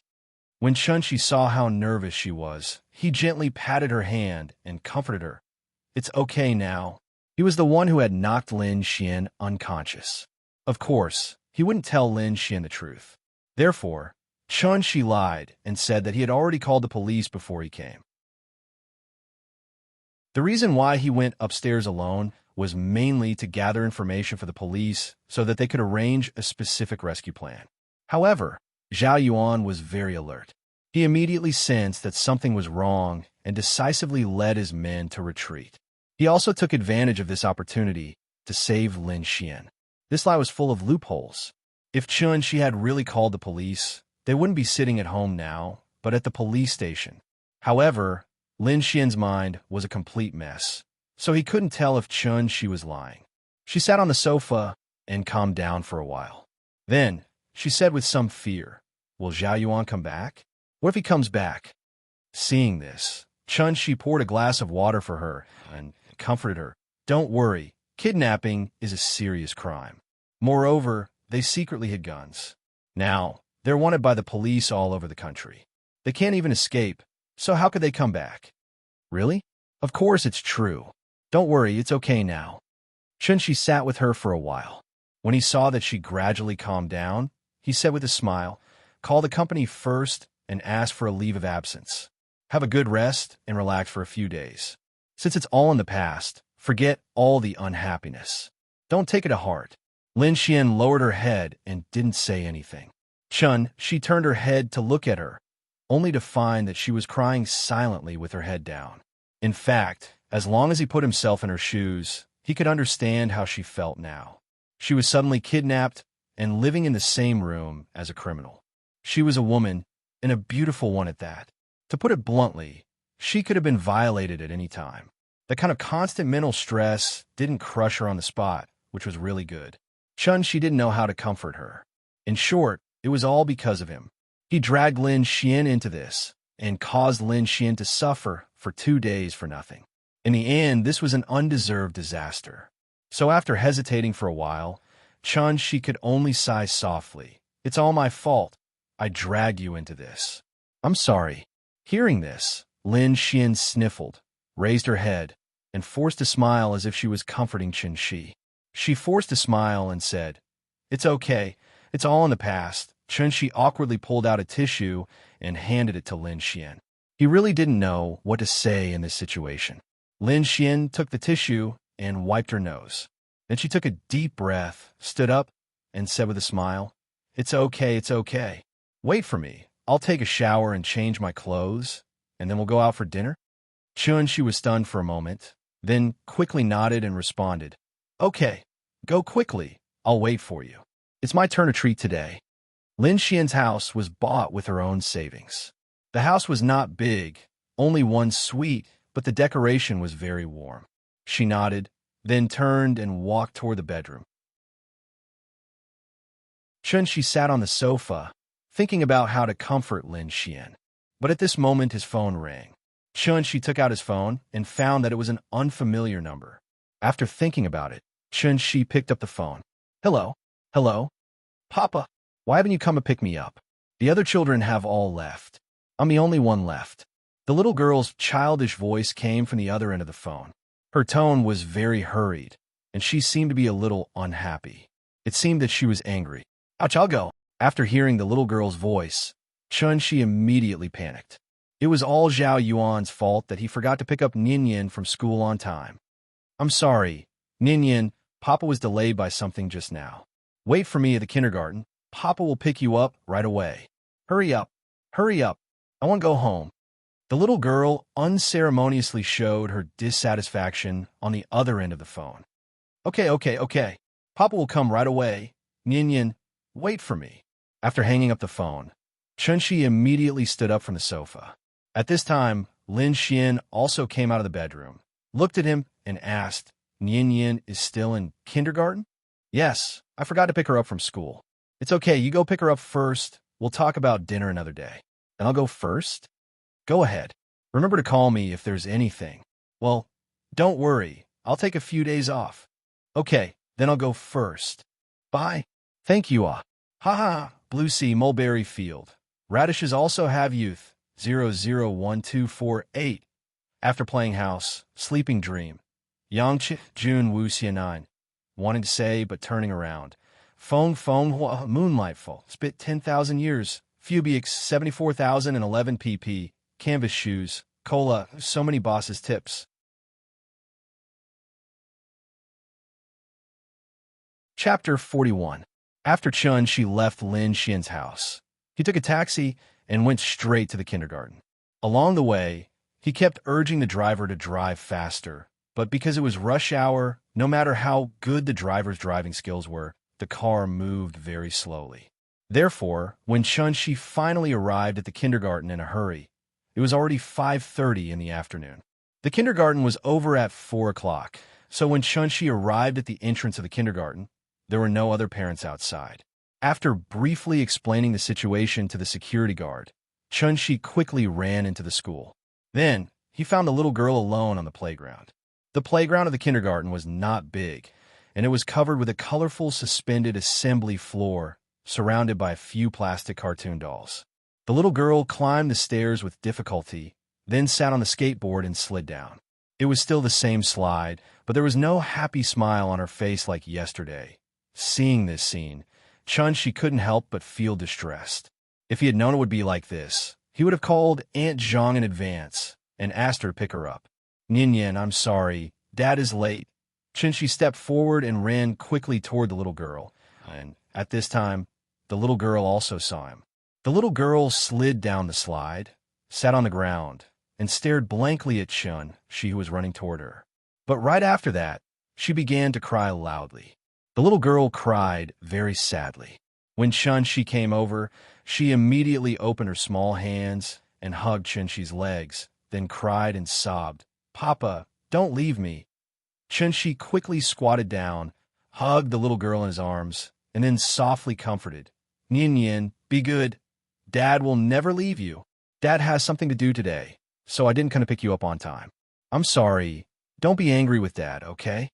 The little girl didn't speak, but cried more and more sadly. Chun-Shi hurriedly wiped away her tears, but her bean-sized teardrops were like a broken string of pearls. They kept pouring out of her eyes, and no matter how hard she tried to wipe them away, they wouldn't run out. Nyan, don't cry, okay? Dad is here. Dad promises to pick you up on time in the future. Don't cry, okay? Chun-Shi held the little girl's head in his arms, and then constantly comforted her in her ear. After a long time, the little girl's body finally calmed down, and her small body no longer trembled. After she stopped crying, she raised her head from Chun-Shi's arms, opened her small hands, and said with an aggrieved expression, Hug. Okay. Seeing that she was no longer crying, Chun-Shi immediately excitedly lifted her up and then prepared to carry her out of the kindergarten. But this time, the little guy suddenly turned his little head, pointed at the slide next to him, and shouted with a crying voice, School bag. My bag. Chun-Shi looked in the direction of Nyan's finger and found a brand new cartoon bag next to the slide. My bag. Teacher Wang gave it to me. Seeing that Chun-Shi hadn't come back to his senses, the little girl immediately flipped out and struggled to break free from Chun-Shi's arms, and then went down to get her bag. Chun-Shi quickly hugged her, not letting her move, and then quickly said, Dad will get it for you. Dad will get it for you. When Chun-Shi picked up the bag, the little guy snatched it from her. After she held the bag in her arms, she sat quietly on Chun-Shi's arm again. Aware of the strong resentment from his daughter, Chun-Shi kept teasing her all the way. However, the little girl raised her nose and looked like she was still angry, which made Chun-Shi speechless. After the father and daughter returned home, She just bent down, and the little girl had already jumped out of his arms, and then ran quickly to the kitchen and complained loudly to Aunt Zhang.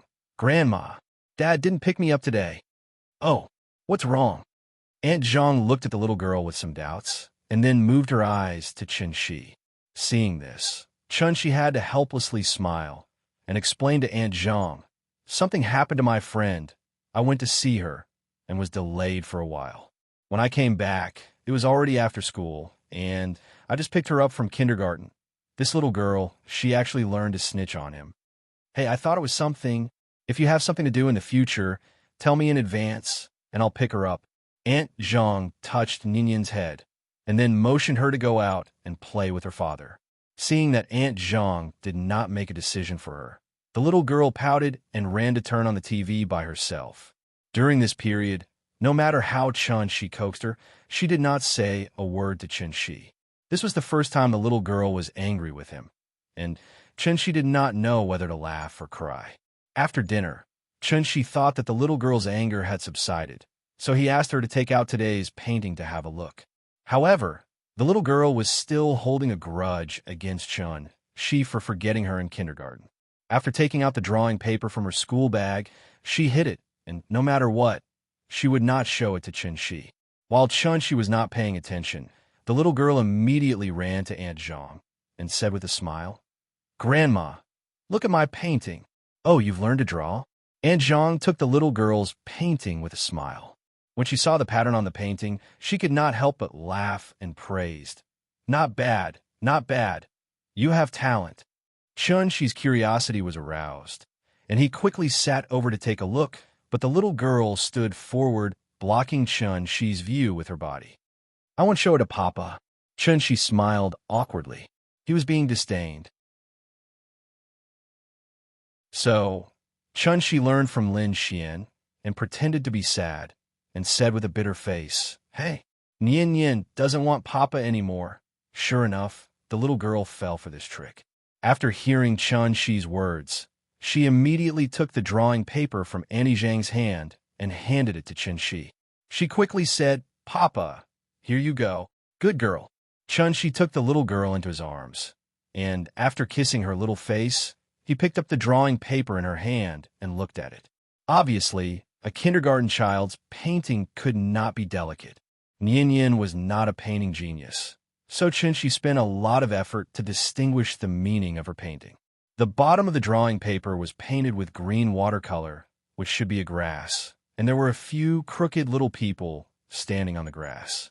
There was a sun on the little people's heads, and the strange things next to them should be clouds. Several little people were painted by the little girl with a watercolor pen. So Shi pointed to the black little person and asked, "Nian, who is this?" "This is Papa." After that, the little girl took the initiative to point to the little person painted with red watercolor, and then grinned and said, "This is Mama. This is Grandma. This is me. Draw a moon for the lonely night, sky draw me, singing under the moon paint a big window in a lonely house. Draw another bed. Draw a girl to accompany me, draw a lacy quilt, draw a stove, and firewood. We were born together, and we live together."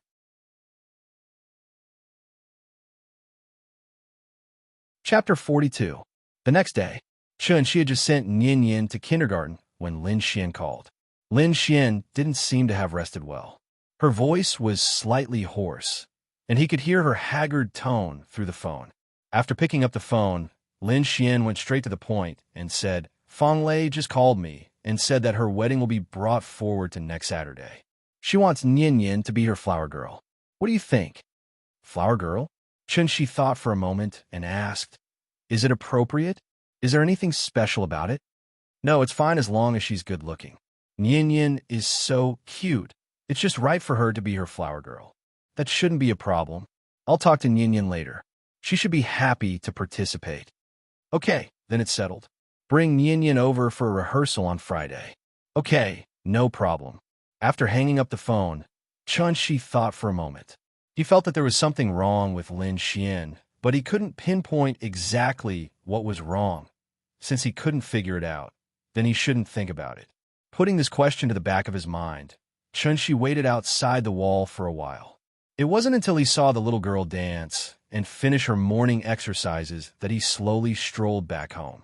His current state was completely that of an unemployed person who did nothing all day. So when the little girl went to kindergarten, Chunshi didn't know what he should do. Cultivate? No. Earth was a planet in the age of chaos. The spiritual energy of heaven and earth was almost exhausted. It was already difficult to raise a cultivator at the golden core stage, let alone a cultivator at the soul formation stage like him. The spiritual energy of heaven and earth was the original energy of all things.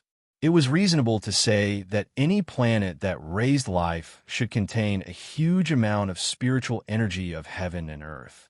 But Earth seemed to be an exception. The spiritual energy of heaven and earth here was even less dense than some small planes refined by cultivators. Chunshi didn't understand why Earth was like this. However, he knew that if he forcibly plundered the world's spiritual energy to restore his cultivation as a soul formation cultivator, he was afraid that in less than 100 years, the entire Earth's environment would change drastically. The ecological balance would be completely out of control, causing all living things on Earth to slowly walk towards extinction. At that time, this planet would become a dead planet. Earth was his home planet, so it was impossible for Chunshi to do such a crazy thing. Therefore, there was no need to rush the matter of cultivation for the time being. He just needed to let nature take its course and recover a little every day. Chi refinement, foundation establishment, golden core, yuanying, soul formation. The path to immortality was long and difficult to traverse. Every time a cultivator crossed a major realm, they would undergo an extraordinary transformation. However, it was extremely difficult to raise one's cultivation level. Many people with mediocre aptitude were even trapped in the refinement stage for their entire lives, wasting away their entire lives. In the end, under the endless torment of time, they resentfully turned into a pile of dirt. Chunshi used 500 years to cultivate to the soul formation stage and was known as the #1 genius of the Sky Yin sect in 1,000 years. He was as famous as the divine sons and saintesses of all the realms in the universe. His name topped the prodigy roll, and he was given the title of Divine Lord Dawn. The last person to receive this title was his master. The soul formation stage wasn't the end of the path to immortality. Above the soul formation stage were the insightful void stage, doubt integration stage, tribulation stage, Mayana stage. So the soul formation stage wasn't powerful. Powerful was relative. After all, the heavenly jade world hadn't experienced a heavenly tribulation for tens of thousands of years. His master once said that he would stop at the soul formation stage in this lifetime. Chunshi originally thought so too. However, after spending this period of time with the little girl, he vaguely had a mysterious feeling. Perhaps, thinking of this, Chunshi shook his head violently and immediately threw the sudden thought out of his mind. Then he walked on the street and recited loudly like a lunatic, 30 acres of land, a cow, a wife and children, a heated Kong, porridge, steamed buns, 2 tails of wine. While he was chanting, his phone suddenly rang, interrupting his shameful behavior. Chunshi took out his phone and saw that it was a call from Ning Chiodong. "Mr. Chun, there's news about the thing you asked me to do last time. Really?" Hearing this, Chunshi couldn't help but widen his eyes slightly. He asked somewhat nervously, "Have you found her?" Not yet." Ning Chiodong was shocked by his sudden increase in volume. After a moment of silence, she continued, "I've checked. There are a total of 56 women in the country named Qin Ruoying, but there's only one who meets your requirements." This news was so shocking that Chunshi couldn't control himself and immediately blurted out, "Where is she?" Ning Chiodong felt that his condition was a bit strange, so she didn't beat around the bush and directly spilled the beans like a bamboo tube. She said quickly, "According to the information I found, the last time Qin Ruoying used her ID was 3 years ago during the Spring Festival. She flew from Zhonghai to Shangjing, and there was no news after that. I've checked the hotel records, travel records, medical records, and even the police report records. I can't find any record of her. It's as if she suddenly disappeared from Huaxia." After saying this, Ning Qiutong closed her mouth tightly. On the other end of the phone, Chun-Shi's slightly rapid breathing could be heard. Ning Qiutong held the phone and waited for a while before there was finally some movement on the other end of the phone. Shang Jing. After Chun-Shi muttered to himself, he coughed softly and said into the phone with some frustration, "Sorry to trouble you.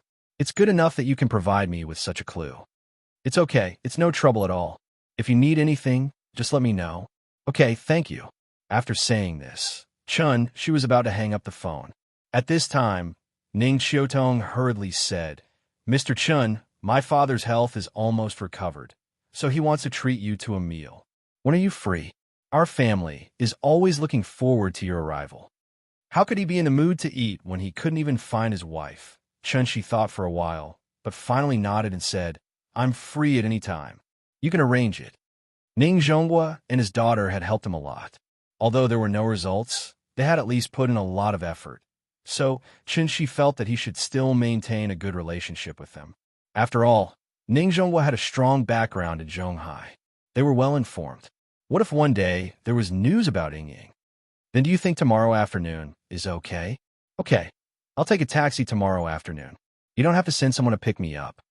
After hanging up the phone, Chun-Shi walked on the street with some depression. This was the era of Edward Snowden. The technology of the internet was so advanced that it was reasonable to say that there was no information that couldn't be found.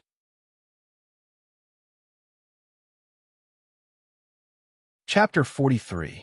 In the afternoon, as soon as Chun-Shi got home, Annie Zhang told her that she was leaving.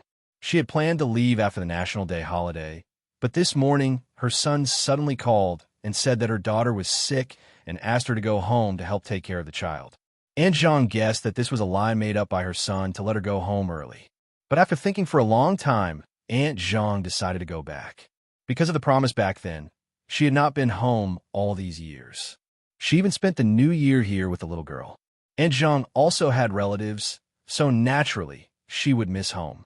So after Chun-Shi heard this, he did not say anything and immediately went out to buy her a ticket on the earliest flight. Tomorrow morning at 11 o'clock, Zhonghai flew to Chengdu. Including the fuel cost, it cost more than 800 yuan. They could fly there in less than 4 hours. Although they had not spent much time together, to be honest, Chun-Shi really did not want Aunt Zhang to leave. But Aunt Zhang had done too much for their family in the past few years. She also had her own family. She could not always alienate her family for the sake of their family. Therefore, no matter how reluctant he was, Chun-Shi did not dare to say anything to make her stay. He couldn't return the favor that he owed her anymore. At night, Aunt Zhang asked Yin Yin to sleep with Chun-Shi while she took the opportunity to secretly pack her things. She could not let the child know that she was leaving. Things were different now. In the past, it took 2 days to get to Zhonghai by train. Now, the plane arrived in an instant. Rome City wasn't far away, and the round-trip ticket wasn't expensive, but the sudden sense of loss when they were about to part made Chun-Shi feel very uncomfortable. That night, Chun-Shi did not sleep. After coaxing the little girl to sleep, he rushed out a few protective jade talismans overnight. Although they were called protective jade talismans, they were actually 3 guanine pendants that he bought after haggling at the jewelry store in the afternoon for 300 yuan. A jade pendant for 100 yuan. Without looking, he knew that this was the most worthless Shilyan jade. You get what you pay for, so even the guanine carved on it was a little crooked. After some processing, Chun-Shi engraved a miniature defensive formation on the back of the guanine pendant.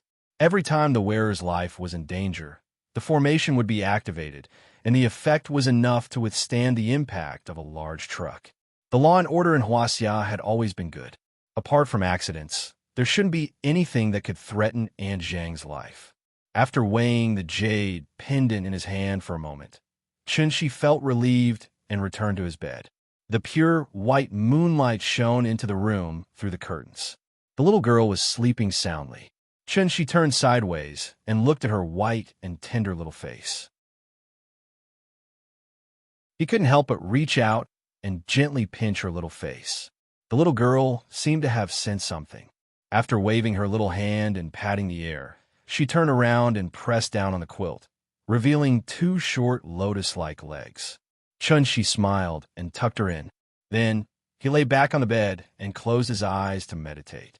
The next morning, the little girl did not seem to notice that the atmosphere in the house was a little strange. Therefore, after breakfast, she happily said goodbye to her grandmother as usual. Aunt Zhang looked at the lively and cute little girl and suddenly felt a little reluctant to part. So, she reached out her hands and said kindly, "Hey, Nian Nian, you're such a good girl. Come, let Grandma hug you." Hearing this, the little girl immediately threw down her little school bag and jumped into Aunt Zhang's arms. "Oh, Nian Nian, you've grown up again. Grandma can't carry you anymore." Aunt Zhang tried to carry the little girl and found that the little girl had gained a lot of weight. She estimated that she weighed 20 to 30 kilograms. "I can carry you. I can carry you." The little girl giggled and burrowed into Aunt Zhang's arms. "Grandma will send you to school today. How about it?" "Okay." The little girl sat on Aunt Zhang's lap and nodded vigorously. Aunt Zhang stood up with the little girl in her arms. After a few steps, she found that she could not carry Nian anymore. Thus, she gently put the little fellow down and held the little fellow's hand as they walked out. Chun-Shi knew that Aunt Zhang could not bear to part with the child, so he did not say anything. After cleaning up the dishes, he silently followed the grandmother and granddaughter out of the house. Along the way, the little boy talked about what he had seen and heard in the kindergarten, and Aunt Zhang listened with a smile. Chun-Shi silently followed behind them, but he could not help but feel troubled. When the little girl came back from school in the afternoon and found that Aunt Zhang was not there, she would cry to no end. God, at the thought of the terrible thing that was about to happen, Chun-Shi could not help but feel his scalp go numb. There was only one thing in the world that he was afraid of, and that was Nian Nian crying. Chun-Shi stood behind Aunt Zhang with a bitter face. When he saw that she sent the little girl to kindergarten, he finally could not help but let out a long sigh. Aunt Zhang turned around and looked at Chun-Shi with a smile and asked, "What's wrong? You can't bear to part with an old woman like me?" "Of course, I can't bear to part with her. How about this? I'll bring Nian Nian to Chengdu to visit you once every month." Hearing that, Aunt Zhang spat at him and complained, "That won't do. Wastrel, the plane tickets are expensive." Chun-Shi smiled and did not reply, but he had already made up his mind. Don't think that he did not see that Aunt Zhang was secretly wiping her tears just now. At the airport, they had to go through security and check in their luggage. Time was a little tight, so, after returning home, Chun-Shi took the initiative to help Aunt Zhang pack her luggage. Aunt Zhang had quite a lot of things. She filled 2 large canvas bags before she was finally done. After tidying up, the house instantly felt a lot more spacious and empty, making Chun-Shi feel a little unfamiliar. Before leaving, Aunt Zhang took a deep look at the house. Then, she pulled Chun-Shi and took a taxi straight to the airport. When they were about to go through security, Chun-Shi handed the jade talisman to Aunt Zhang and told her to carry it with her. At the same time, he reminded her to call him when she got off the plane. If she encountered any difficulties, remember to contact him immediately. It was rare for Aunt Zhang to see Chun-Shi's long-winded appearance. She did not know whether to laugh or cry. "You're a good child. Ying didn't misjudge you." This was the last sentence Aunt Zhang left before she left. This was the biggest difference between Earth and the heavenly jade world. 7 emotions: joy, anger, worry, longing, sorrow, fear, shock. Only here could Chun-Shi deeply understand that he was still a human and not an immortal cultivator who blindly pursued the heavenly Tao. It was said that in order to successfully pass the heavenly tribulation and become an immortal emperor, the first thing one had to do was to have no distractions, no desires, and no attachments. Was this the so-called heartless Tao, unruffled Tao, and heartless Tao? Chun-Shi pondered for a moment. He still felt that.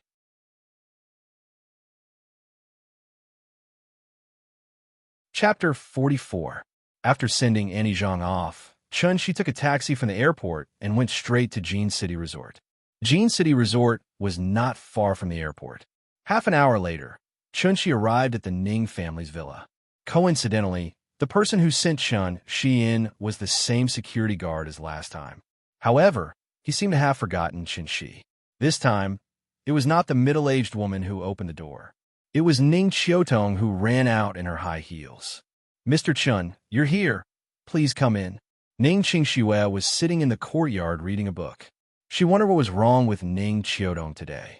Why did she run faster than the housekeeper when she heard the doorbell ring? When she saw that the one who entered was Chun Shi, a trace of surprise finally appeared on her face that had never melted in 10,000 years. What was wrong with her sister?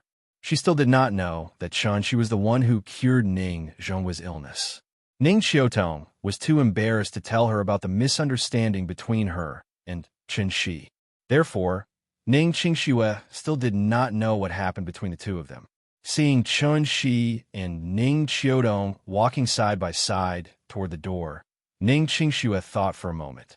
Then, she put down her book and followed them into the house. She was indeed curious. She was there when Ning Qiutong chased them out last time. She did not expect that after only a few days, Ning Qiutong's attitude had completely changed. It was not like her sister at all. Chun Shi walked into the villa with Ning Qiutong leading the way. As soon as they stepped through the door, Ning Zhonghua stood up from the sofa and said with a smile, "Mr. Chun, you're here. Please take a seat." Chun Shi did not stand on ceremony. He sat down beside Ning Zhonghua and asked, "Are you feeling better?" After this period of recuperation, Ning Zhonghua's complexion was now rosy and full of energy. There was no trace of illness at all. After hearing Chun Shi's concern, Ning Zhonghua immediately laughed heartily and said, "Thanks to Mr. Chun, I'm much better now. I think I'll be fully recovered in a month. Thank you so much for saving my life." "You're welcome." After the two of them exchanged a few pleasantries, Ning Zhonghua coughed lightly and then said the reason he invited Chun Shi over today. "Mr. Chun, there are two main reasons why I invited you over today. One is to set up a banquet to thank you for saving my life, and the other is to ask you a question." "Difficult problem?" "Yes, it's like this. I have a friend who suddenly contracted a strange illness a year ago. He often feels cold all over his body. When I checked his body temperature, it was only around 20 degrees. It was very strange. Moreover, his hands and feet would cramp from time to time, and he could have an unbearable headache at any time. In his words, it was like the Monkey King being chained by the Golden Hoop curse. Cold all over, cramps, headache." "Did you go to the hospital for a checkup?" asked Chun Shi. "Yes, I did. I went to all the hospitals in the country and abroad, but they couldn't find any problems. I also asked Professor Xie, and he speculated that his symptoms were caused by a disorder of the brain nerves. This kind of illness can't be detected with current medical methods. It can only be detected by the patient's own symptoms, so the doctors can't provide him with effective treatment. This situation has been going on for more than a year. He has been recuperating at home for the past year, but the situation is getting worse and worse. The headaches and cramps are becoming more and more frequent. You're an expert, so I want to ask you for advice on his behalf to see if there's any way to treat it." After hearing Ning Zhonghua's words, Chun Shi said uncertainly, "I can only be sure if I see him in person." Chun Shi didn't know much about medicine, but he knew the structure of the human body. Chun Shi knew every part of the human body, every blood vessel, and even every nerve. He only needed to touch a person to know whether they were sick or not. "Then, when will you be free?" asked Ning Zhonghua carefully. "Tomorrow at the same time." "Okay, I'll pick you up then. He's not feeling well, so I'll have to trouble you to make the trip. I've already discussed the cost with him. 2 million. Is that okay?" Hearing this, Chun Shi was taken aback. When he saved Ning Zhonghua, he only received 100,000. He didn't expect Ning Zhonghua to increase the price by 20 times. It was really out of his expectations. "Okay," Chun Shi nodded. Now that his reputation had been established, his value should naturally rise as well. 2 million wasn't expensive. After lunch, Chun Shi took the Ning family's car back to Kongju Community. It was 3:30 in the afternoon. In half an hour, the end of the world would come. When he thought about the storm that was about to be set off by the demon Queen Yin Yin, Chun Shi couldn't help but tremble. What should I do? Should I lie to her grandmother to do something, or should I tell her the truth? Chun-Shi was really in a dilemma. As a father, it didn't seem good to lie to his daughter. But if he didn't lie to her, how could he stop her from crying? Chun-Shi stood at the gate of the kindergarten and unknowingly ushered in the last half hour of the end of the world. A melodious bell rang in the air above the kindergarten. Under the guidance of the teacher, the children rushed to the school gate while chattering. "Papa!" The little fellow saw Chun-Shi at the other side of the iron gate and immediately raised her small hand and waved vigorously. "Hey, good girl." Chun-Shi smiled and thanked Teacher Wang. Then he took the little fellow from her hand and picked her up. "Papa, where's Grandma?" The little fellow seemed to remember that it was her grandmother who sent her here in the morning, so she subconsciously thought that her grandmother would come to pick her up. However, Chun-Shi acted as if he didn't hear it. After squeezing out of the crowd, Chun-Shi smiled and said to her, "How was it? What did Teacher Wang teach you today?" Hearing this, the little fellow was indeed led astray by Chun-Shi and immediately forgot her question. She laughed and said, "Tangram. Teacher taught us to play Tangram. It's so fun." "Oh, Tangram, awesome. Go home and play it for Papa, okay?" "Okay. I know how to spell ducks, deer, and rabbits." Along the way, Chun-Shi kept changing the topic to distract Ninian. The little fellow was amused by him along the way. Her small body, he sat on his arm and kept twisting and turning. She was still young, so naturally there was no way for her to tell. Papa's smile became more and more forced. Finally, they arrived home. Chun-Shi took out the key to open the door. The little fellow immediately motioned for her father to put her down. Chun-Shi hesitated, but under the little fellow's constant urging, he bent down and put her down. Then, the little fellow immediately carried her school bag and ran to the kitchen. "Grandma, Grandma, I'm back." The little fellow ran to the kitchen and saw no one. So she immediately ran to the bedroom, hung herself on the doorknob, and struggled to open the door. But after opening the door, the little fellow was stunned. The box where Grandma put the clothes was gone, and the thick stack of clothes next to the dressing table was also gone. The quilt was neatly folded, and the room was as clean as usual. It seemed that something was different from before, but she couldn't tell what was different. "Grandma?" Seeing no one in the room, the little fellow immediately ran to the bathroom. The bathroom was also not there. She ran to Chun-Shi, then raised her small head and hugged Chun-Shi's leg and asked, "Papa, did Grandma go to buy groceries?" Looking at Ninian's big, bright eyes, Chun-Shi couldn't help but sigh heavily and squat down gently. He held the little fellow in his arms and then whispered, "Ninian, Grandma left and went home." The little fellow didn't seem to understand Chun-Shi's meaning and hurriedly asked, "This is our home. Where did Grandma go?" Chun-Shi really couldn't tell a 4-year-old child the relationship between their family and Aunt Zhang, so he could only take the little fellow to the sofa and then said to her earnestly, "Grandma doesn't live here anymore. In the future, we'll go to see her once a month, okay? Doesn't live here anymore?" The little fellow seemed to finally understand Chun-Shi's meaning. She stared at Chun-Shi in a daze and didn't speak. Chun-Shi saw that there was something wrong with her eyes, and his heart suddenly jumped. "Oh no!" Sure enough, before Chun-Shi had time to say the next word, a heart-wrenching cry sounded in the room.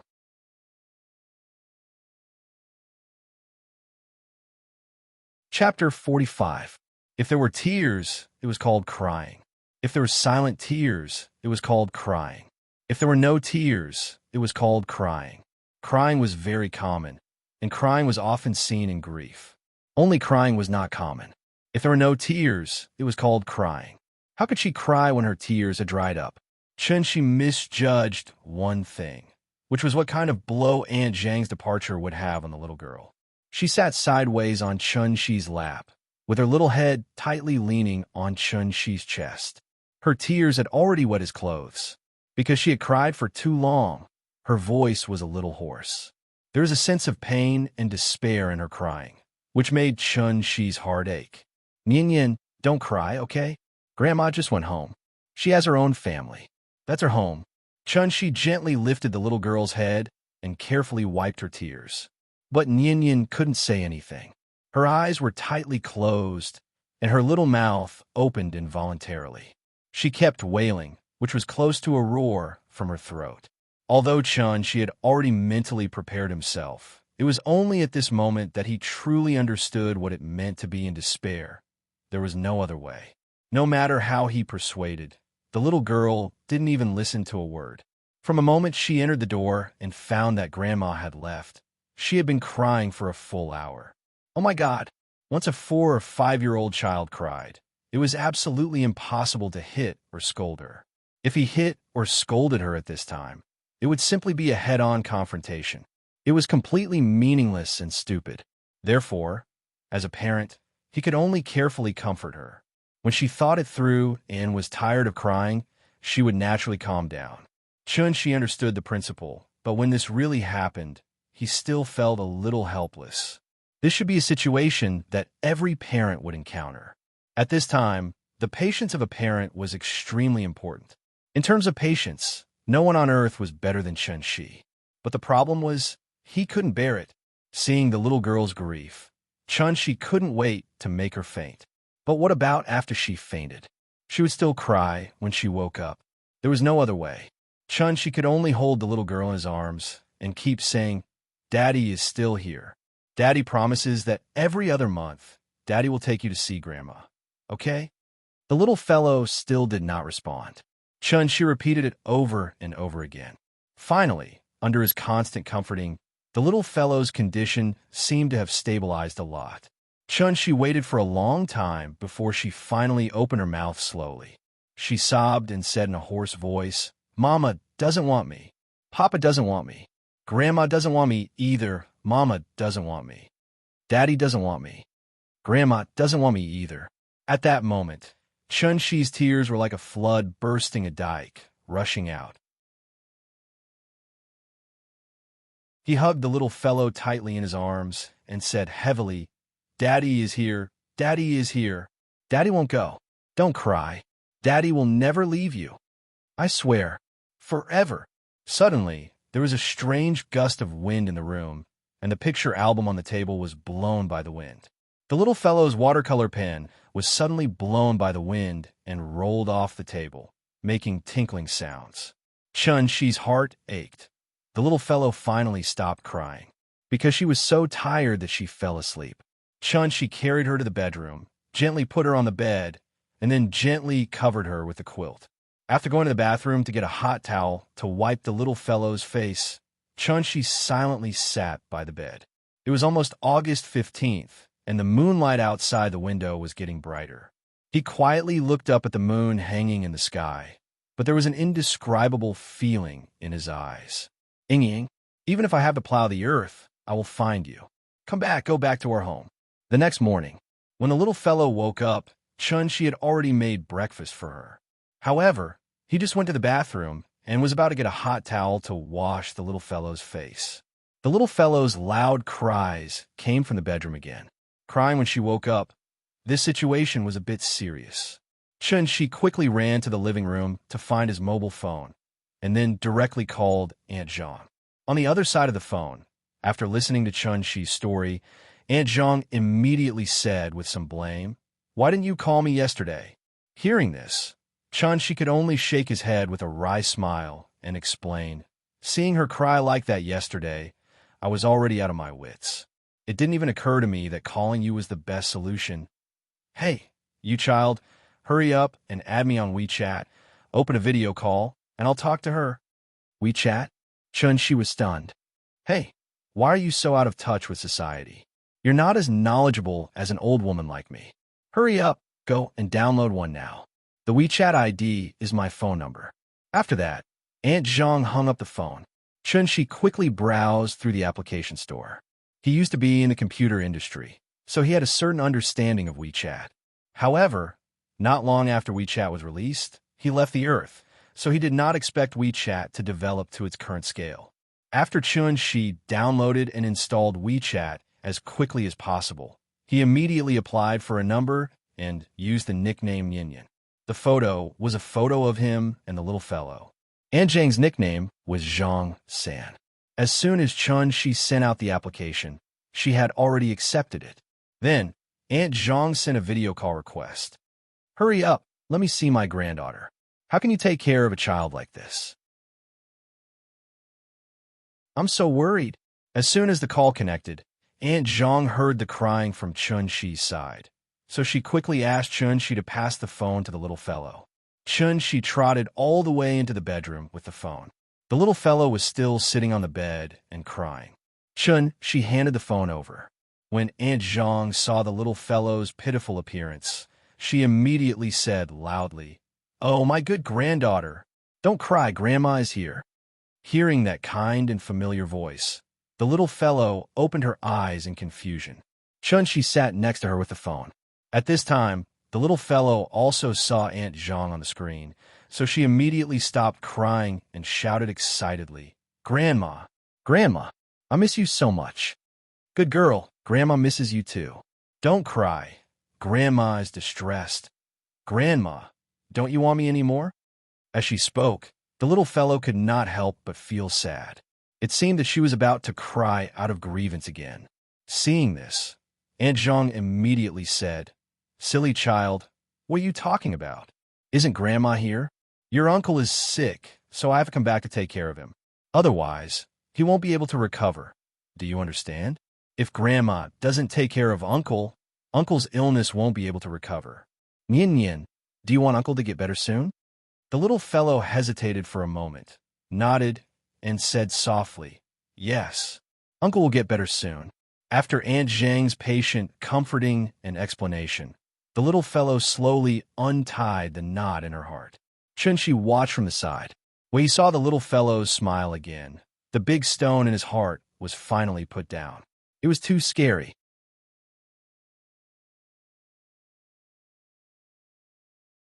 Chapter 46. The video call between the little fellow and Aunt Zhang took a long time, so when the father and daughter finished breakfast and went out, Ningzhongwa's car was already waiting at the gate of the community. As soon as he got in the car, Ningzhongwa asked with a smile, "Is this your daughter? She's so cute, just like Qiudong and Qingxue when they were young." Hearing this, Chun-Shi reached out and touched the little fellow's head, then said to her, "Nyin Nyin, call me Grandpa." Before the little fellow had time to call him Grandpa, Ningzhongwa quickly shook his head and said quickly, No, Mr. Chun, you're my peer. The child can call you Uncle." After hearing his words, Chun-Shi's first reaction was that Ning Qiutong had become his niece. Fortunately, Ning Qiutong was not here today, or she would probably be unhappy again. However, since Ningzhongwa had made up his mind, Chun-Shi naturally would not disrespect him. So he said to Nyin Yin, call Uncle Ning. "Hello, Uncle Ning." The little fellow nodded her little head, and her voice was sweet and crisp, which immediately made Ning Zhongwa laugh. "It's good to have a daughter." Ning Zhongwa reached out and pinched the little fellow's face, but the little fellow seemed to be a little shy. She immediately laid down on the seat and climbed into Chun-Shi's arms to hide. Qiutong and Qingxue were as cute as her when they were young, but when they grew up, one was more arrogant than the other, one was more cold than the other, and one was more arrogant than the other, and one was more cold than the other. The only thing they lacked was a sign on their faces that said strangers should not approach them. I'm so worried, huh?" Chun-Shi smiled and did not answer. Of course, he knew what Ning Zhongwa was worried about. His two daughters were in their 20s, but neither of them liked a man. How could Ning Zhongwa not be worried about not having a grandson? The kindergarten was not far away, and it was only a 2-minute drive. The little fellow got out of the car and took the initiative to stand on the side of the road. She waved to Ning Zhongwa and shouted, "Goodbye, Uncle." "Ah, good girl." Ning Zhongwa quickly leaned out of the car window and waved to the little fellow. It could be seen that he really liked this cute little fellow. Today, Ning Zhongwa wasn't sitting in the old A6 that he usually rode.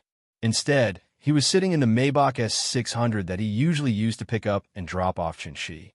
Although the Maybach was no longer a top-class luxury car, it was now a derivative of the Mercedes-Benz S-Series after production was stopped and adjusted. However, its price was still more than 3 million yuan. It was lower than the Mulsanne and Phantom, but it was still a grade higher than the 7 Series S-Series. This level of luxury car was not very common in the vicinity of Gongju District. not to mention other things. Just the Maybach logo alone was probably something that not many people would recognize. Therefore, when Chun-Shi took the little fellow to the kindergarten, several big sisters standing nearby immediately pointed at the father and daughter pair and whispered, "Hey, isn't this Annie Zhang's daughter, Ninian? Could that young man be his father? This car must be expensive, right?" The owners of the resettlement housing community were not necessarily poor, but the tenants of the resettlement housing community were definitely poor. The few big sisters had heard about Annie Zhang's family. When they had nothing to do, they would chat a little and lament about Annie Zhang's family's hard life.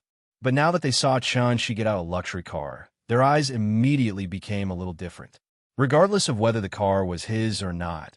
In short, it was already very unusual for this car to be sent here. If he had time in the future, he would have to find Annie Zhang to chat a little. The voices of the few big sisters were very low, but Chun-Shi heard it clearly. Therefore, he smiled and did not take it to heart. Bringing the little fellow to the front of the school gate, Chun-Shi turned his cheek to let the little fellow kiss him. Only then did he satisfactorily hand her over to Teacher Wang. As the little fellow walked to the teaching building, she turned her head and said loudly, "Goodbye, Papa. Remember to pick me up." "Don't worry. Papa will pick you up on time." After the little fellow's figure disappeared from sight, Chun-Shi turned and returned to the car. "Let's go. I have to come back to pick her up from school before 4 o'clock. A small hermit hides in the wilderness. A great hermit hides in the city. Songjiang National Forest Park was located in the western suburbs of Zhonghai, 30 kilometers away from the city center. In ancient times, it was known as the 9 Peaks of Songjiang. It meandered from the southwest to the northeast for 13 kilometers. The highest altitude was Zhonghai, a coastal port city. It was good to have mountains, so the 9 Peaks of Songjiang naturally became an important outdoor vacation destination for the people of Zhonghai. The Songjiang Villa area was the most famous villa area near the 9 Peaks of Songjiang. Many villas here were rented out for tourists to spend their vacation and earn a sky-high fee. Only the villa in the area was not rented out. There was even an independent entrance and exit that required a card to enter and exit. It was not noon yet. The morning sun was particularly dazzling. The golden light sprinkled a little bit of color in the forest. The trees were lush and the grass was green. Rolling down the window and taking a deep breath, the natural smell from the depths of the forest suddenly made people feel a lot more energetic. Chun-Shi silently felt for a moment and found that even the spiritual energy of heaven and earth here was richer than other places. It was indeed beneficial to the body if one stayed for a long time. Ning Zhonghua himself was in the upper circle of Zhonghai, so the guests he introduced were obviously rich and respectable. The car stopped in the garden. Ning Zhonghua took the lead to get out of the car and took the initiative to open the door for Chun-Shi. In terms of housing prices, this place might not be as exaggerated as Jean City Resort, but it had an advantage that Jean City Resort could never compare to. A 500 square meter large garden with an outdoor swimming pool. Old Zhang really knows how to choose a place to raise people. Ning Zhonghua took a deep breath. Although it was not the first time he came here, he would always exclaim like this every time he came. Chun-Shi did not follow. After getting out of the car, he stood in the same place and kept looking around. It seemed that he was very interested in this manner. Ning Zhonghua waited for him for a moment. When Chun-Shi came over, he smiled and introduced him. "Mr. Chun, actually it's strange. Ever since old Zhang got this disease, he couldn't cure it no matter how hard he tried. But unexpectedly, as long as he lived here, his disease was effectively controlled, and the frequency of his attacks was significantly reduced." Chun-Shi did not reply to him after getting out of the car. Ning Zhonghua saw that he did not seem to be listening at all, so he smiled awkwardly. Chun-Shi was an expert, so naturally, he would not be angry. After thinking for a while, Ning Zhonghua muttered to himself, "Could it be that this place is really good for raising people? Should I move here in the future?" At this moment, Chun-Shi suddenly stopped and looked at Ning Zhonghua seriously. "He's not sick." Not sick. "Mr. Chun, what do you mean? I don't understand." The sentence that came out of nowhere made Ning Zhonghua a little confused. Just as he was about to ask for more details, Chun-Shi walked directly to the door of the villa. In Ning Zhonghua's eyes, this was a villa with bright sunshine. As far as the eye could see, it was full of flowers, green grass, and blue sky. But in Chun-Shi's eyes, this exquisite villa was shrouded in a layer of dark clouds.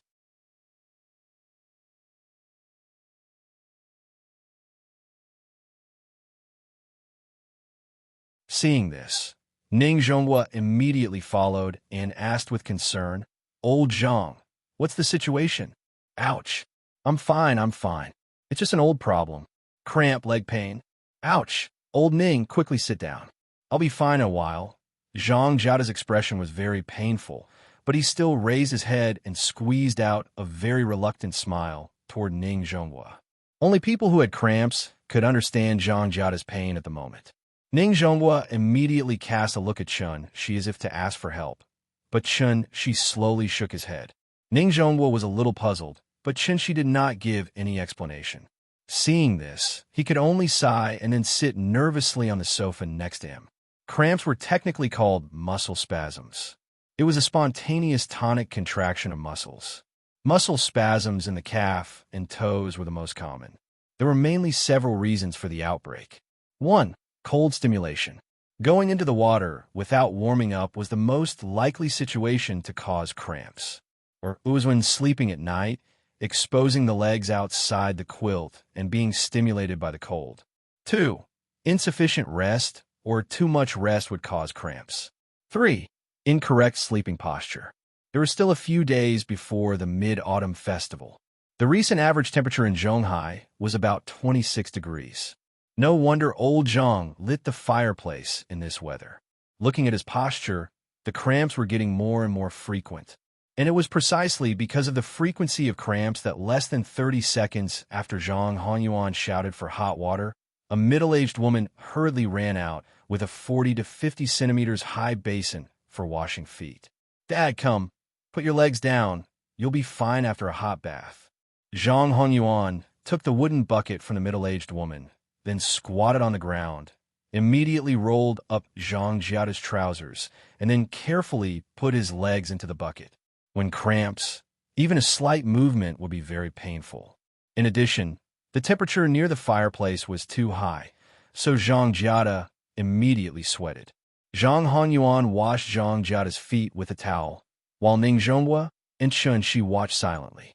In terms of severity, Zhang Jiaoda's illness may not be as serious as Ning Zhonghua's illness, but his illness was simply a torment, so Ning Zhonghua frowned as he watched from the side. Zhang Honyuan silently washed his father's feet, constantly wiping his calves with hot water. After more than 10 minutes, Zhang Jiaoda finally let out a long sigh and lay on the chair weakly. "Old Ning, I've embarrassed myself." Zhang Jiaoda recovered for a moment, then adjusted the back of the chair and said weakly. His chair was very high-end, like a wheelchair and a recliner. "How is it? Do you feel better?" "Better. It's okay. I'm already used to it." After resting for a while, Zhang Jiaoda controlled the chair and slid it in front of Ning Zhonghua and said helplessly, "Cramps in my calves are considered good. You haven't seen me when I have a headache. It's just that it makes people want to die. Old Ning, you don't know, because of this illness, I'm now depressed. I'm not even human or ghost. I don't even dare to take a step out of the house, afraid that I'll get sick as soon as I go out. Old Zhang." Ning Zhonghua looked at him with a complicated expression, just as he was about to comfort him and introduce Chun-Shi to him. A sad look suddenly flashed in Zhang Jiaoda's eyes, and then he sighed softly and said, "I want to die." Hearing this, Ning Zhonghua's face suddenly changed, and then he shouted angrily, "What nonsense are you talking about? Those who have cancer are not as sad as you are. I've already invited a miracle doctor for you. I don't believe that your illness can stump Mr. Chun." After that, Ning Zhonghua gestured to Chun-Shi and said in a deep voice, "Mr. Chun, I'll have to trouble you to check on him." Zhang Jiaoda knew Ning Zhonghua's character very well. So when he saw Ning Zhonghua looking at the young man with a serious face and an expression of incomparable respect, he couldn't help but feel a glimmer of hope. Old Ning never joked about important matters. If this young man could make him so respectful, he must have some skills. Thinking of this, Zhang Jiada struggled to sit up and said politely, "Mr. Chun, let me tell you about my situation first." Hearing this, Chinshi shook his head and said, "No, I already know about your situation." Ah. Zhang Jiada was stunned and asked suspiciously, "You know about my illness?" "Yes." Chunshi nodded and then said something that suddenly made Ning Zhonghua and Zhang Jiada's faces change dramatically.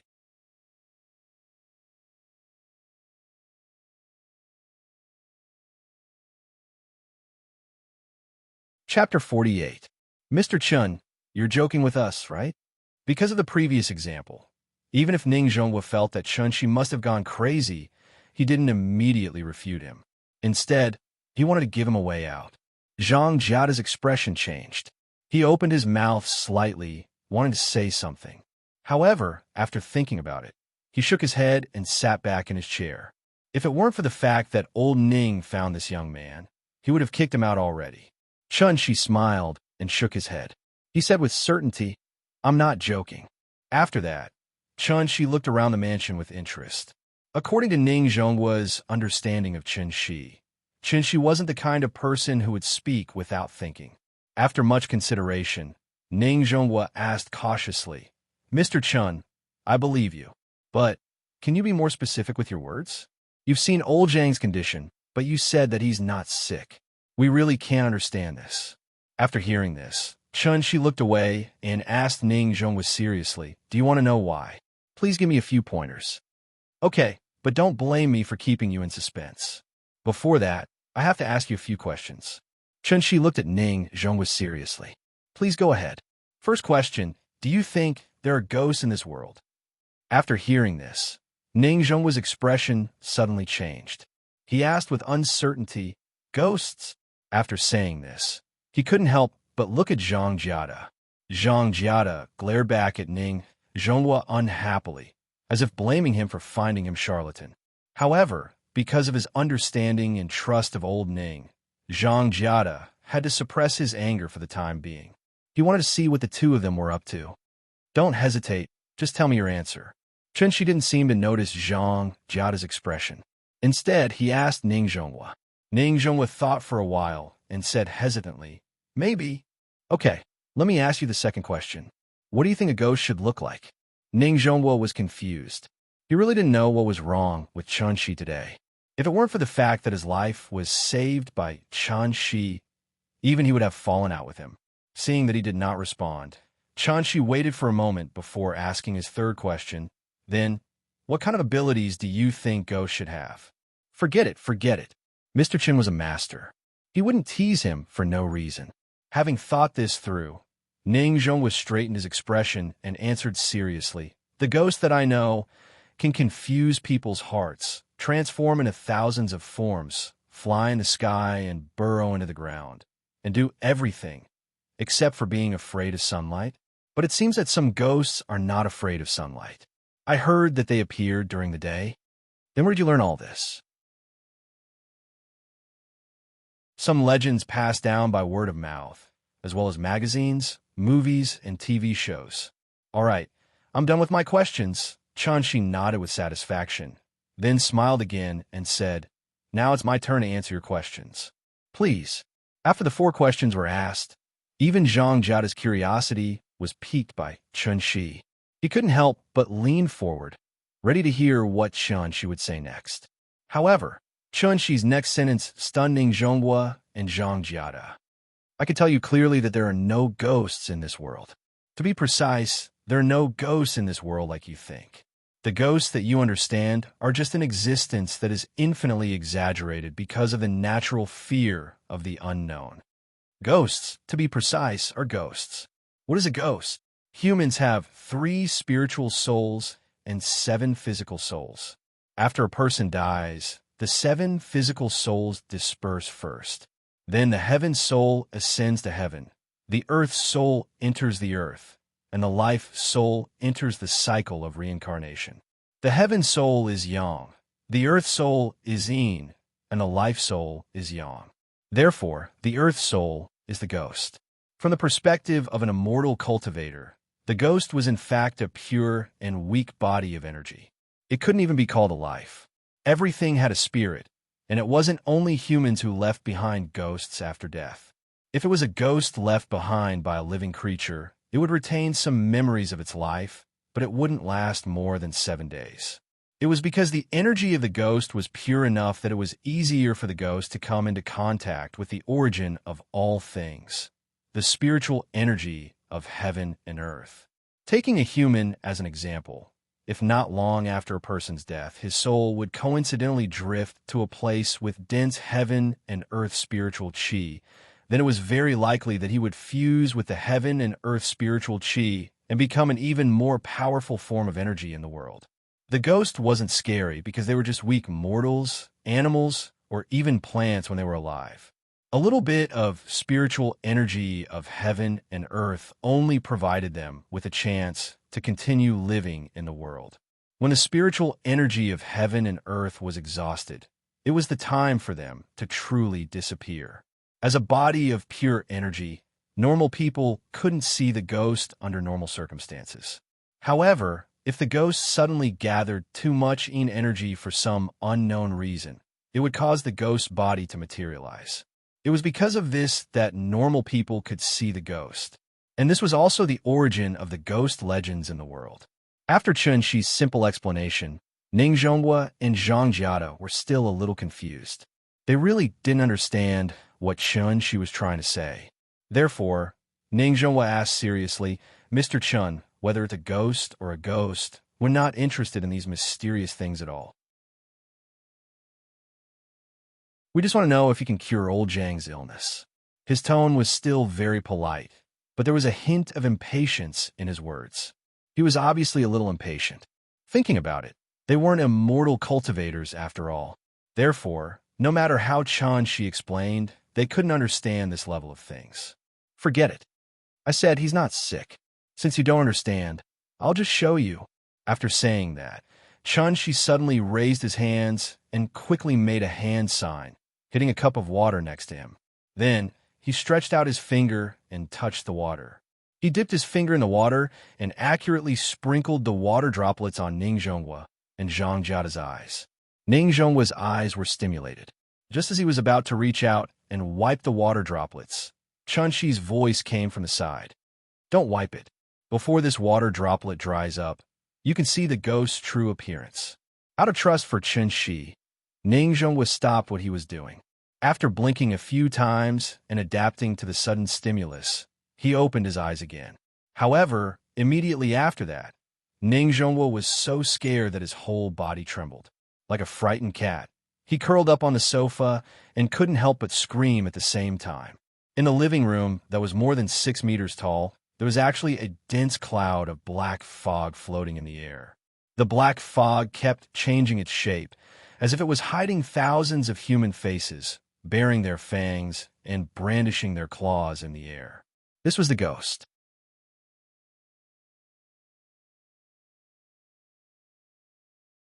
Chapter 49. A large expanse of dense black fog suddenly appeared in front of him, and Ning Zhonghua immediately turned pale with fright. Even with his experience and cultivation, he was still frightened to this extent. It was obvious how terrifying the scene in front of him was. Zhang Jiada did not listen to Chunxi, so he wiped the water droplets from his eyes. However, after wiping them, he saw Ning Zhonghua curled up on the sofa with an expression as if he had seen a ghost. Ning Zhonghua's body seemed to be trembling nonstop. "Mr. Chun, what the hell is this?" The whole room was filled with black fog. It was overwhelming and gave Ning Zhonghua a strong sense of oppression. In a daze, he instinctively wanted to get closer to Chunxi. Then, a cool feeling suddenly appeared in his head. It was like drinking water, slowly flowing from his head to his chest, and then into his limbs. Ning Zhonghua immediately calmed down. Ning Zhonghua quickly turned his head and found that Chunxi had put his hand on his shoulder and was using his eyes to tell him not to be afraid. "Don't be afraid. These are ghosts." Chunxi comforted him and then slowly explained, "Ghosts have long lost their minds. They can't even be considered living creatures. Naturally, they won't hurt anyone for no reason." Oh, okay. Ning Zhonghua had some lingering fear. Obviously, The scene in front of him had completely exceeded his worldview. However, because Chun-Shi was there, he was no longer so afraid. He tried to suppress his fear and asked seriously, "Mr. Chun, old Zhang's illness, is it because of these things?" "Yes." Chun-Shi nodded. "I understand what you mean." Ning Zhonghua looked at Zhang Jiada with a complicated expression. At this time, Zhang Jiada was almost confused by Ning Zhonghua and Chun-Shi's echo. What was old Ning trying to do? Seeing that Zhang Jiada was still in a daze, Ning Zhonghua pleaded on his behalf. "Mr. Chun, please help him open his eyes again." After that, Ning Zhonghua quickly looked at Zhang Jiada and said seriously, "Old Zhang, don't wipe it off again. Trust me, we've been friends for so many years, I won't lie to you." Zhang Jiada and Ning Zhonghua looked at each other. Seeing that he wasn't joking at all, Zhang Jiada nodded and said hesitantly, "Mr. Chun, please, open my eyes." He forced himself to say this, and it was also very awkward. Chun-Shi smiled and didn't argue with him.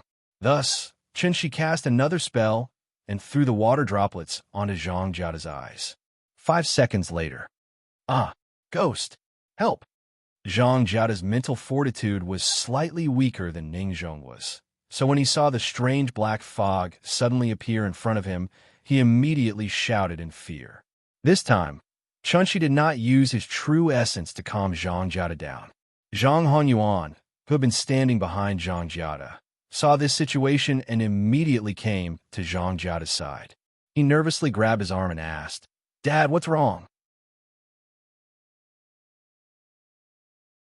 "It's broad daylight. How can there be ghosts?" After that, he suddenly became angry and pointed at Chun-Shi and roared, "What did you do to my dad? Honyuan, don't be rude." Chun-Shi didn't react, but Ning Zhonghua immediately stopped him. This scene had also happened in his family before. At this moment, Ning Zhonghua somewhat understood Chun-Shi's strange behavior before. After all, their understanding of this world was still too one-sided. Zhang Honyuan glared at Chun-Shi with an almost hostile gaze. After hearing Ning Zhonghua's scolding, he had no choice but to swallow the words that were about to come out of his mouth. Ning Zhonghua was not someone he could offend. "Dad, what's wrong? Are you okay?" Zhang Honyuan squatted in front of Zhang Jiada. This filial son was still carefully comforting his father, as usual. Zhang Jiada's expression changed. When he saw Zhang Honyuan squatting in front of him, his eyes widened and his face was full of horror. Because he was so scared, he couldn't even speak a complete sentence. "Honyuan, you, Dad? It's me, what's wrong with you? There's something behind you." Zhang Jiada suddenly roared. His body trembled violently, and he suddenly flipped over from the chair and fell hard to the ground. "Something?" Zhang Honyuan was a little confused. He turned around and looked behind him, but he didn't see anything. Seeing Zhang Jiada fall, Zhang Honyuan immediately wanted to help him, but Zhang Jiada scrambled to Ning Zhonghua's side and quickly said with trembling lips, "Old Ning, Mr. Chun, there's really a ghost. Quickly save my son." Chun-Shi helped Zhang Jiada sit down on the sofa, then stood up and said calmly to Zhang Honyuan, "That's enough. He's your father, after all. You owe him a debt of gratitude for raising you. Why do you have to torture him like this?" Hearing this, Zhang Honyuan's expression changed greatly, and he roared, "Bullshit! I don't know what you're talking about. Were you the one who turned my father into this? I want your life." After that, Zhang Honyuan grabbed a wine bottle next to the fireplace and threw it at Chun-Shi's head. However, Chun-Shi's movements were much faster than his.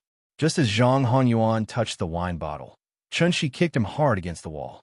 However, Chun-Shi didn't kick hard, so Zhang Honyuan immediately struggled to get up from the ground. The sudden scene in front of them shocked Ning Zhonghua and Zhang Jiada.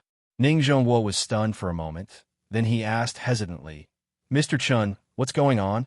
"You'll have to ask him." Chun-Shi spread his hands and replied helplessly. In fact, from a father's point of view, Chun-Shi really couldn't understand what kind of mentality Zhang Honyuan had as a son. At this time, Zhang Honyuan finally stood up.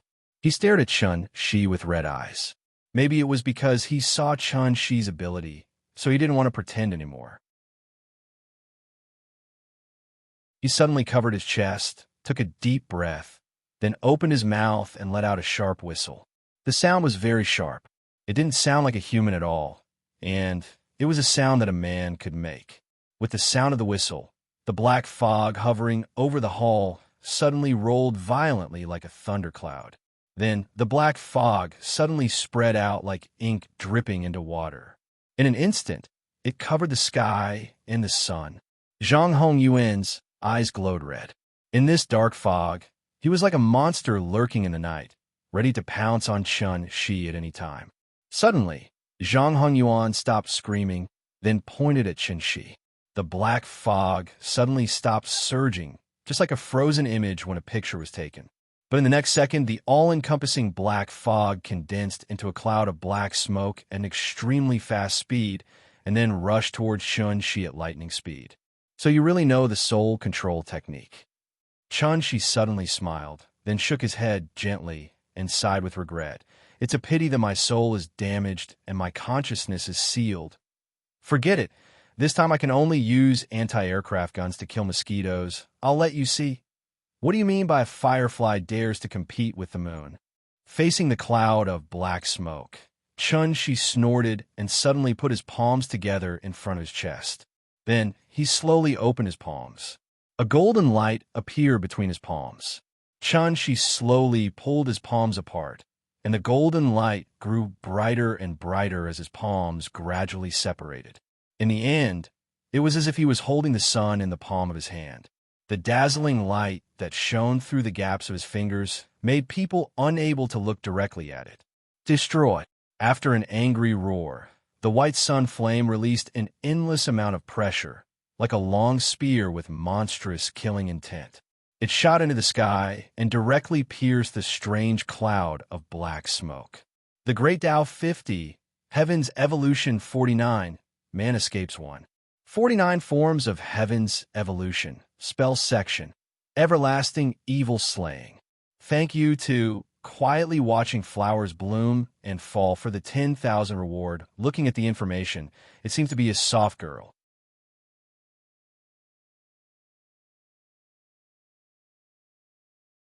Chapter 50.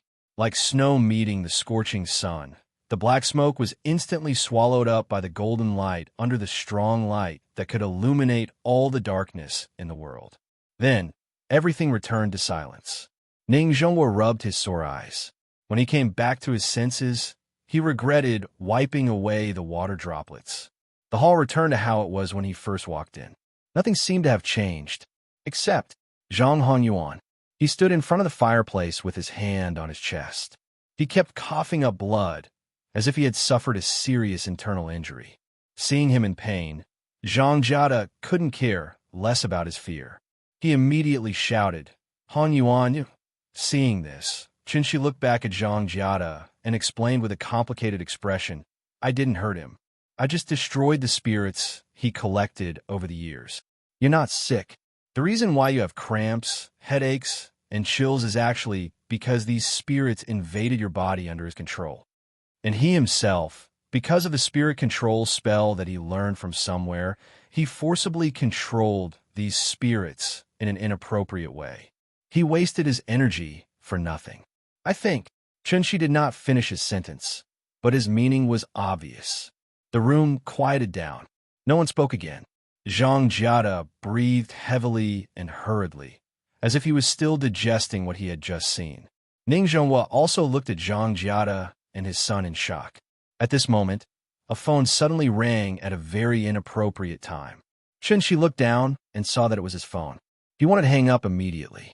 After all, the atmosphere now was much more serious than the meeting. But when he saw that the caller was Mr. Wong, his eyelids immediately twitched. He quickly walked to the side and picked up the phone. "Hello, Mr. Chun?" "Yes, it's me. What's the matter, Mr. Wong?" "Mr. Chun, we found that Nyan's behavior today is a little strange." Hearing this, Chun Shi was stunned.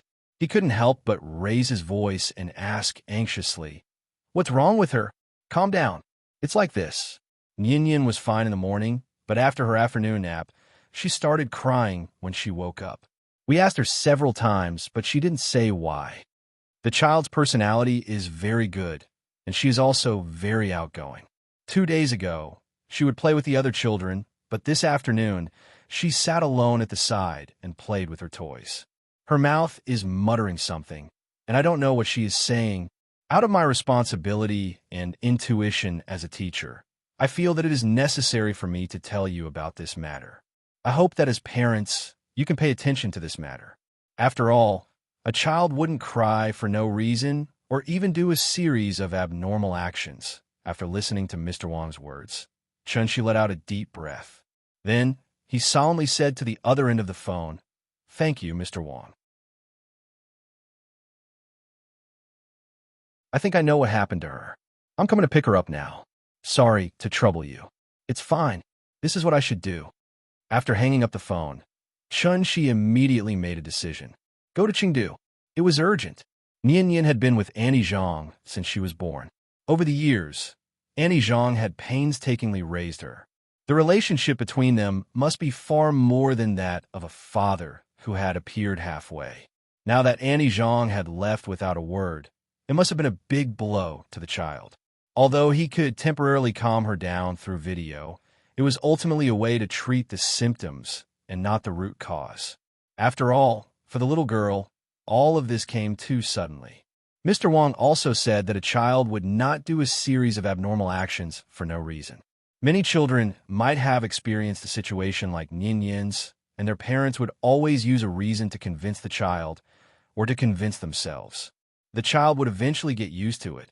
In fact, they had to get used to it. Habit was a very scary thing. It was precisely because you were so used to this world that you would not be surprised by anything.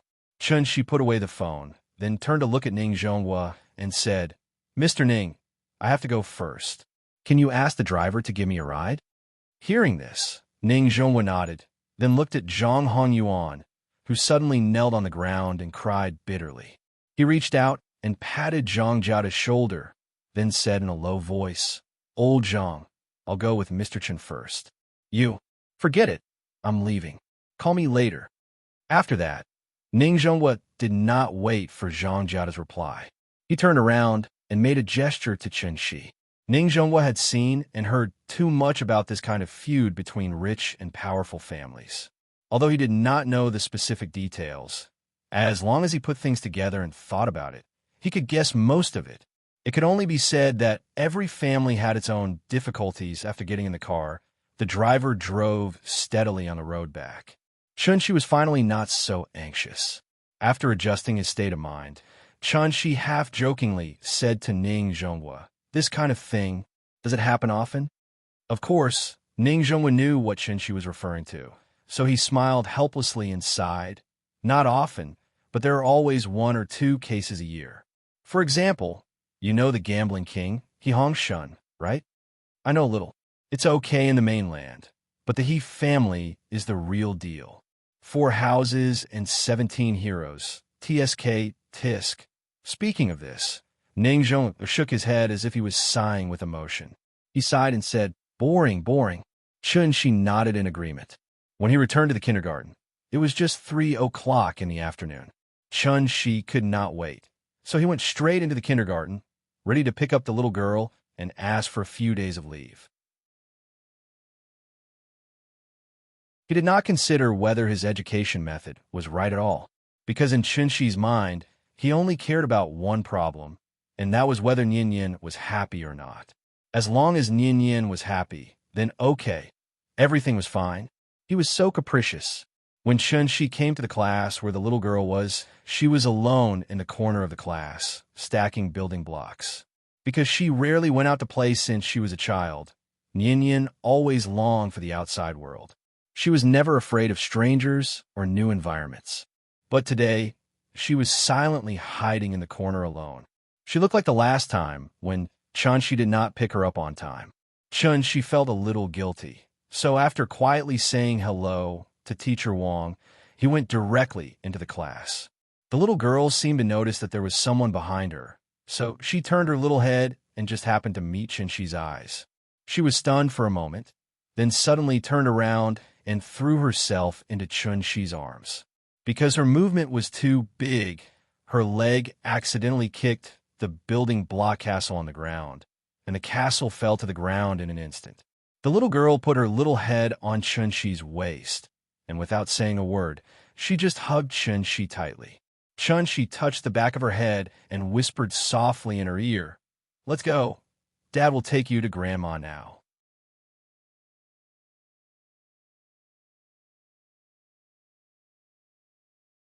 Chapter 51. After seeing her father suddenly appear, the little girl was not as excited as Chun-Chi had imagined. After hearing Chun-Chi's words, she nodded gently and then sat on Chun-Chi's arm obediently. She wrapped her little arms around Chun-Chi's neck and then turned to look at the other children in the classroom. Generally, kindergarten did not allow parents to enter the kindergarten, mainly because they were afraid that the parents would affect the mood of the other children and make them start to miss their parents. However, based on the little girl's current situation, it was obvious that she had some psychological problems, so Teacher Wang immediately said to the other children, "Nian Yin will only come back after taking a few days off. Everyone, come and say goodbye to her." "Goodbye. Goodbye, Nian Yin. We'll wait for you to come back." The children raised their little hands and waved at the little girl. Seeing this, Nian Yin also raised her little hand. She gently waved her hand and then somewhat embarrassedly lay on Chun-Chi's shoulder, hiding her little face. Chun-Chi looked at the group of enthusiastic children and smiled as he responded for Nian Yin, "Thank you, everyone. Goodbye." After that, he walked out of the kindergarten with Nian Yin. Ning Zhong's car was still parked outside. He had also bought the plane tickets for Chun-Chi. They would fly to Chengdu at 5:40 p.m. and arrive at 9 p.m. The little girl was already 4 years old, so she also needed to buy a child's ticket and a household register to board the plane. Chen Yin's household register was in Chun-Chi's household register. Chun-Chi only discovered this when he came back. People without children might not know that it was actually very troublesome to register a child's household register. In order to register a child's household register, one must first have a marriage certificate and then go to the woman's household register to apply for a birth permit. After the child was born, one still needed to apply for the child's birth certificate at the hospital, which was the birth certificate. Finally, one could register the child's household register at the police station where the parents were registered. It was naturally more troublesome to give birth to a child out of wedlock, which was the so-called birth of a child without marriage. If a woman wanted to register her child as an unmarried mother, she would first have to go to the family planning department to pay a fine. Without a marriage certificate, she would not be able to apply for a birth permit. Only after paying the fine could she apply for a certificate of illegitimate birth. At the same time, the woman would also need to provide a paternity test between the child and the father. Specific regulations may vary from place to place. It was precisely because of this that single mothers were sometimes really pitiful. The man was irresponsible and disappeared after getting pregnant, leaving behind an insensible unmarried woman with a big belly. Other than being discriminated against all day long, she was also made difficult by the law. After all, the fine was not cheap, and the man had run away. Where are they supposed to go for a paternity test? Chun-Chi and Qin Ruoying did not have a marriage certificate, and Chun-Chi didn't know much about this. Therefore, he had never even thought about why Nian-Yin's household register was in his household register. It was as if everything was so natural. It was as it should have been. Chun-Chi took Nian-Yin home, first to get the household register and ID card, and then a change of clothes. People will always have unrealistic fantasies. Because he was worried that Ying might suddenly come back while they were away. In order to reassure himself, Chun-Chi carefully pasted a note on the door. "I'm on a long trip and will be back in 5 days." Although Chun-Chi knew that it was almost impossible, he even pasted notes on the table in the living room and the dressing table in the bedroom, just in case. Later, he took the little fellow and reluctantly got into Ning Zhong's car. The little fellow had never been on a plane, so when she heard that they were going to take a plane, she immediately regained her vitality. As the car was getting closer to the airport, the little fellow became more and more excited. Suddenly, a plane flew over their heads. The little fellow immediately pointed to the plane and shouted excitedly, "Papa, look, a plane, a plane." Chun-Chi hugged the little fellow and rolled down the window. He pointed to the plane and asked, "We're going to get on later. Do you like it?" "I like it. I want to take a plane. I haven't been on a plane yet." "Okay. Papa will take you on a plane today." The car soon stopped outside the waiting hall. Chunshi took the little fellow to say goodbye to Ning Zhonghua. Ning Zhonghua said with a smile, "I wish you a good time. Remember to call me when you come back. I'll come back to welcome you. Don't bother. We'll take a taxi back. Don't mention it. Don't mention it. Mr. Chun, you saved my life and Lao Zhang's life. This is a great favor, so you don't have to be so courteous with me. Remember to call me when you come back." Speaking of this, Ning Zhonghua made a phone call gesture and then continued, "Oh, by the way, I've transferred the money to your card. Remember to check it." "Well, thank you." After saying goodbye to Ning Zhonghua, Chunshi walked into the airport with the little fellow in his arms. This was the first time in the little fellow's life to come to such a large public area, so she immediately opened her mouth and shouted, "Papa, it's so big here. There are so many people, like a zoo." The little fellow sat on Chunshi's arm. Her small body twisted left and right, and her little head kept turning around. It seemed that she was very interested in everything around her. The first class of the latest flight had been sold out, so Ning Zhonghua did not buy a first-class ticket for Chunshi. In addition, it was almost boarding time, so Chunshi did not choose a good seat by the window when he checked in. This made Chunshi feel a little regretful. They came a little late, so as soon as they booked the tickets, the broadcast over there rang. Chunshi quickly took the little fellow to line up at the security check. When they finished the security check, it was already 5:20. He ran all the way with the little fellow in a hurry. At this time, the little fellow saw the KFC next to her and immediately shouted to eat it. Chunshi looked at the time. There was really no way, so he could only force the little fellow to get on the plane. He chose the seat in the back half, where there was no wing to block the view. So as soon as the little fellow sat in the seat, she immediately forgot about the KFC and stretched out her little head to look outside. Sitting by the window was a middle-aged man in his 30s. When he saw the little fellow's pitiful look, he immediately said to Chunshi, "I'll change my seat with you. Let the child sit here." "What kind man?" Chunshi was overjoyed when he heard that. He quickly responded politely, "Thank you so much, Nian Nian. Uncle wants to give the seat to you. Quickly say thank you to Uncle." "Thank you, Uncle." The little fellow smiled sweetly, which immediately made the middle-aged man laugh and say, "You're welcome," again and again. After changing the seat, the little fellow immediately stuck herself to the window. He didn't know what she was looking at so excitedly. In the process of the plane heading to the runway, the little fellow was excited, so she shouted. Chunshi gently patted her head and then made a gesture. Seeing this, the little fellow immediately covered her mouth with her small hands, revealing a pair of big eyes, looking at Chunshi pitifully. Chunshi had taught her to keep quiet in public, so the little fellow also understood her mistake. "Good girl, sit down first. The plane is about to take off. Look outside later." After pressing the little fellow to sit in the seat, Chunshi took back the table and fastened her seatbelt. Then he let her learn from him and wait for the plane to take off. With a violent shake, the plane took off. The little fellow didn't seem to be afraid of this feeling. When the plane stabilized, she immediately learned the actions of others, rushed to loosen her seatbelt, and then leaned back to the window. "Papa, there are clouds outside." Looking at the sweet smile on the little fellow's face again, Chunshi couldn't help but breathe a sigh of relief in his heart. He reached out and pinched the little fellow's face, then imitated her and put his head in front of the window. So, two smiling faces immediately appeared on the window.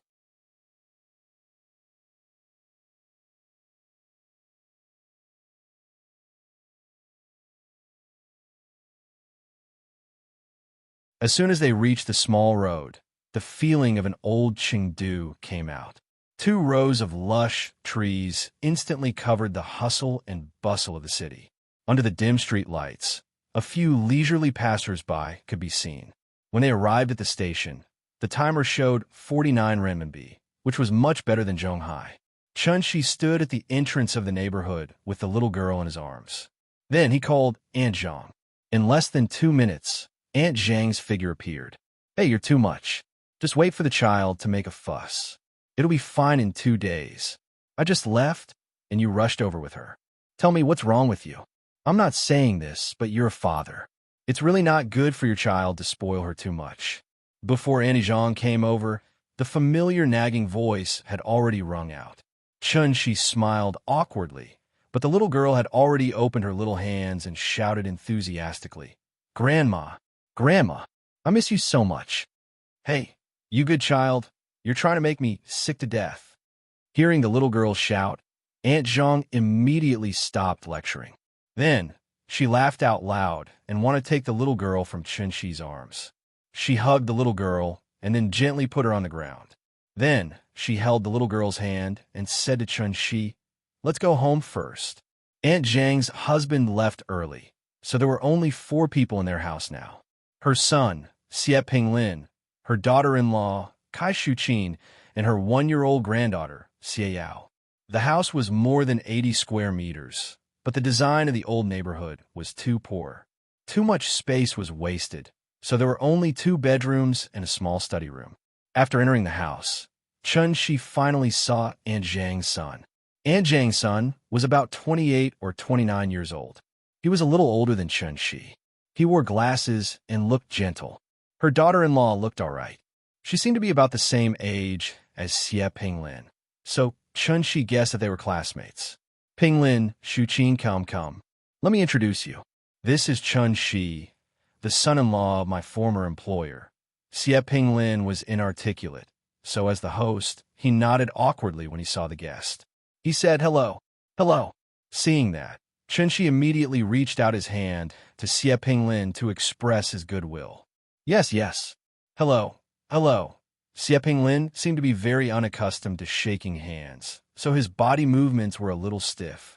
At that moment, Aunt Zhang looked at Kai Shuqin, who was watching TV on the sofa, and said to her, "Oh yeah, Shuqin, Chun-Shi will be staying at our house today.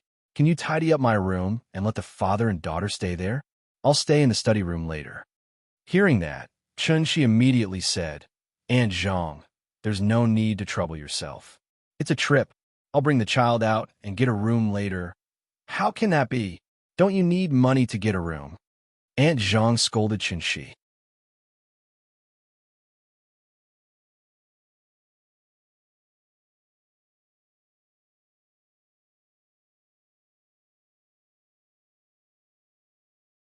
Not to mention that you didn't take a single cent when you came back. It hasn't even been 2 days, and you're already asking someone to stay at your house. What? Do you really think this is a hotel? Little Chin, how can you say that? That's my mother. It's our duty to take care of her. Should? What about the one outside? Is that what you should do? She's here to travel. She won't be staying here for more than a few days. Don't you need money to eat, drink, and play?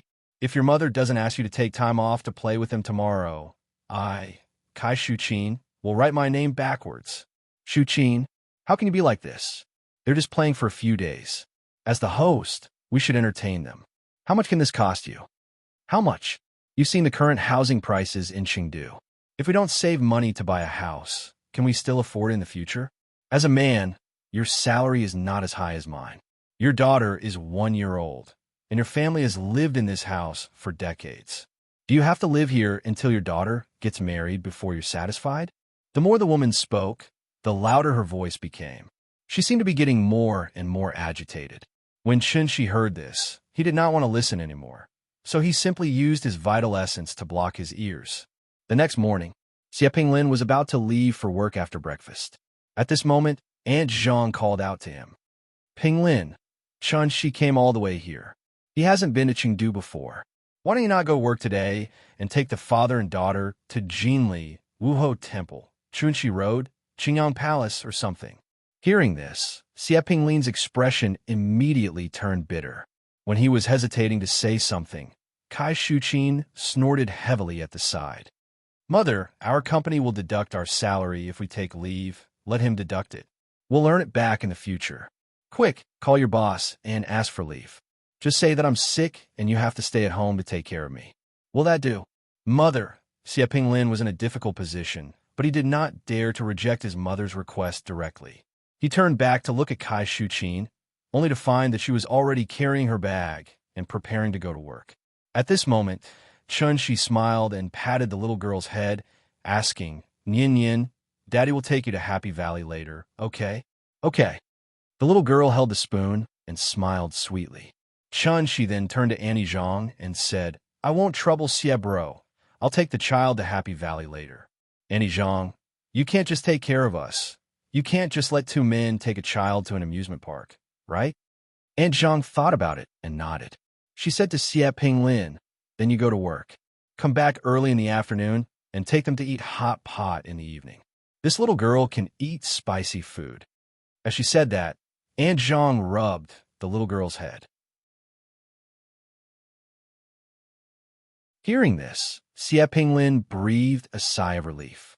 After a few polite words with Chun-Shi, he ran out of the house as if he had just escaped death. After breakfast, Chun-Shi helped Aunt Zhang clean up and then took the little girl out. Aunt Zhang originally wanted to accompany the father and daughter to Jinli, but when she thought of taking care of her little granddaughter, she had to give up. Out of the community, Chun-Shi stood on the street with Nyin Nyin in his arms. At this moment, the little girl tilted her head and suddenly said, "Papa, let's go home." Chun-Shi was stunned. Seeing that he didn't speak, the little girl muttered to herself, "Auntie and Uncle don't like me. Grandma likes me, so Annie hates Grandma. I don't want Annie to hate Grandma." Chun-Shi stared at the little girl in a daze. At this moment, he seemed to feel that his daughter seemed to have grown up a lot. A 4-year-old child was actually able to carefully detect an adult's expression. "Moi." Chun-Shi kissed the little girl's face and said, "We won't go. We'll stay here. Today we'll go to the amusement park, tomorrow we'll climb the mountain, and the day after tomorrow we'll soak in the hot spring. Daddy will take you to a 5-star hotel and see the Leshan Buddha, which is taller than a house." "Okay. Okay."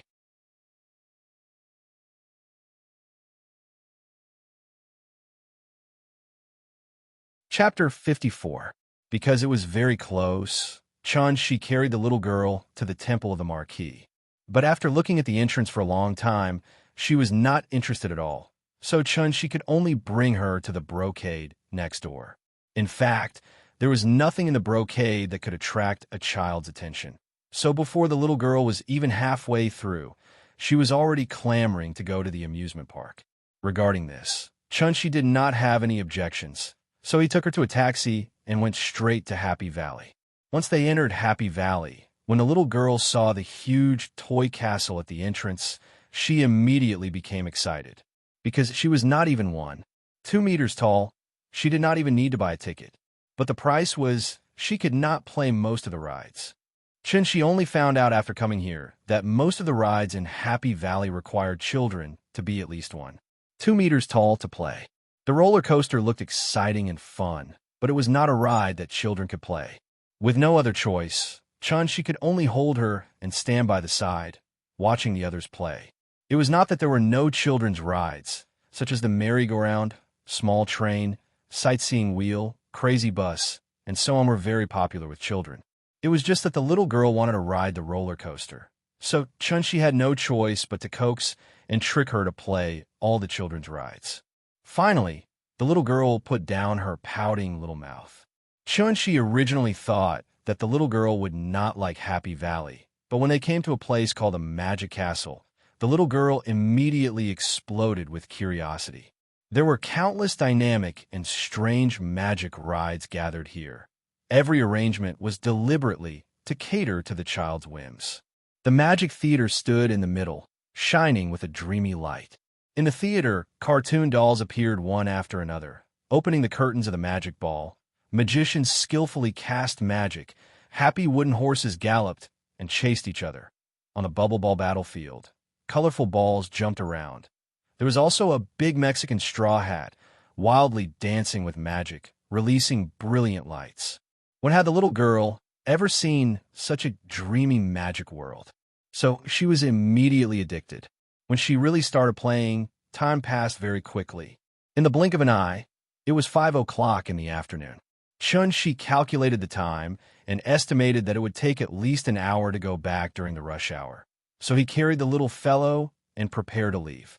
However, She was unwilling no matter what he said. Chun-Shi persuaded her in every way possible and bought her a big panda plushie.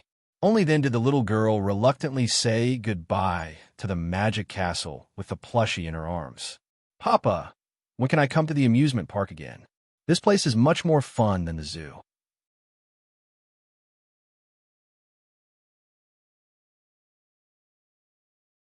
He then said with a smile, "You don't have to be so polite. The child and I are not used to Sichuan cuisine, let alone hot pot. We'll just taste it." "Oh, okay." Xie Pinglin nodded a little embarrassedly. Chun-Shi smiled at him politely, but Xie Pinglin immediately looked away. It seemed like he did not dare to look at Chun-Shi. Seeing this, Chun-Shi could only let out a long sigh in her heart. Dinner started in such a strange atmosphere. During that time, Kai Shuqin did not say a word. Her face was so dark that it could drip water. Aunt Zhang also seemed to have something on her mind. When she chatted with Chun-Shi, she always smiled very reluctantly. Chun-Shi saw all of this with her own eyes. After everyone was almost done eating, Chun-Shi used the excuse of going to the toilet and secretly wanted to pay the bill. However, his actions were noticed by Aunt Zhang. Aunt Zhang immediately rushed over and pushed Chun-Shi to the side. Chun-Shi did not dare to push Aunt Zhang. He could only wait by the side obediently and said helplessly, "Aunt Zhang, it's just a meal. Do you have to be so polite with me?" "Nonsense. Not even a bowl of noodles." Aunt Zhang's attitude was very firm. She could not afford to offend her. She could not afford to offend her. Chun-Shi smiled bitterly and shook his head. When they paid the bill and returned to their seats, Aunt Zhang suddenly realized that Kai Shuqin had actually brought the child home without even saying goodbye. "The child is hungry." Shuqin went back to feed the child first. "Let's go too," Xie Pinglin explained with a dry smile. However, Aunt Zhang was so angry that her face turned red. For the sake of face, Aunt Zhang did not immediately flare up, but her face was terrifyingly gloomy. After leaving the hot pot restaurant, Chun-Shi once again mentioned that he wanted to go to the hotel. However, Aunt Zhang was in a fit of anger, so she did not say a word and pulled him into the house. The little girl also saw that something was wrong, so she quietly said in Chun-Shi's ear, "Grandma is unhappy. Papa has to be obedient." Hearing that, Chun-Shi smiled helplessly and then touched the tip of the little girl's nose with the tip of his nose. He decided that he would take the little girl to Leshan to see the Buddha statue tomorrow. He could not stay in Chengdu and cause trouble for Aunt Zhang. In fact, Chun-Shi knew very well that Xie Pinglin and his wife were so poor that they could not afford a meal. Obviously, that was not the case. Their family was not poor.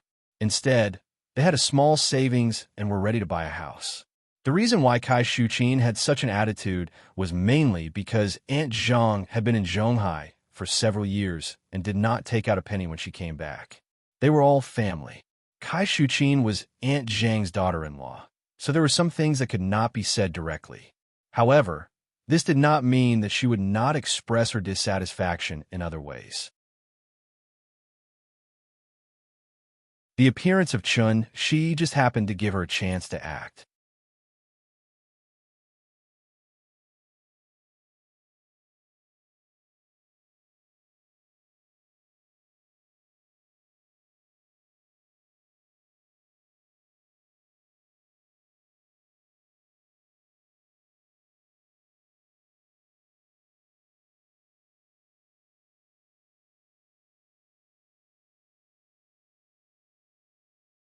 After checking with his mobile phone, he realized that in the hearts of the people of Sichuan, the snacks in Leshan were the real attraction.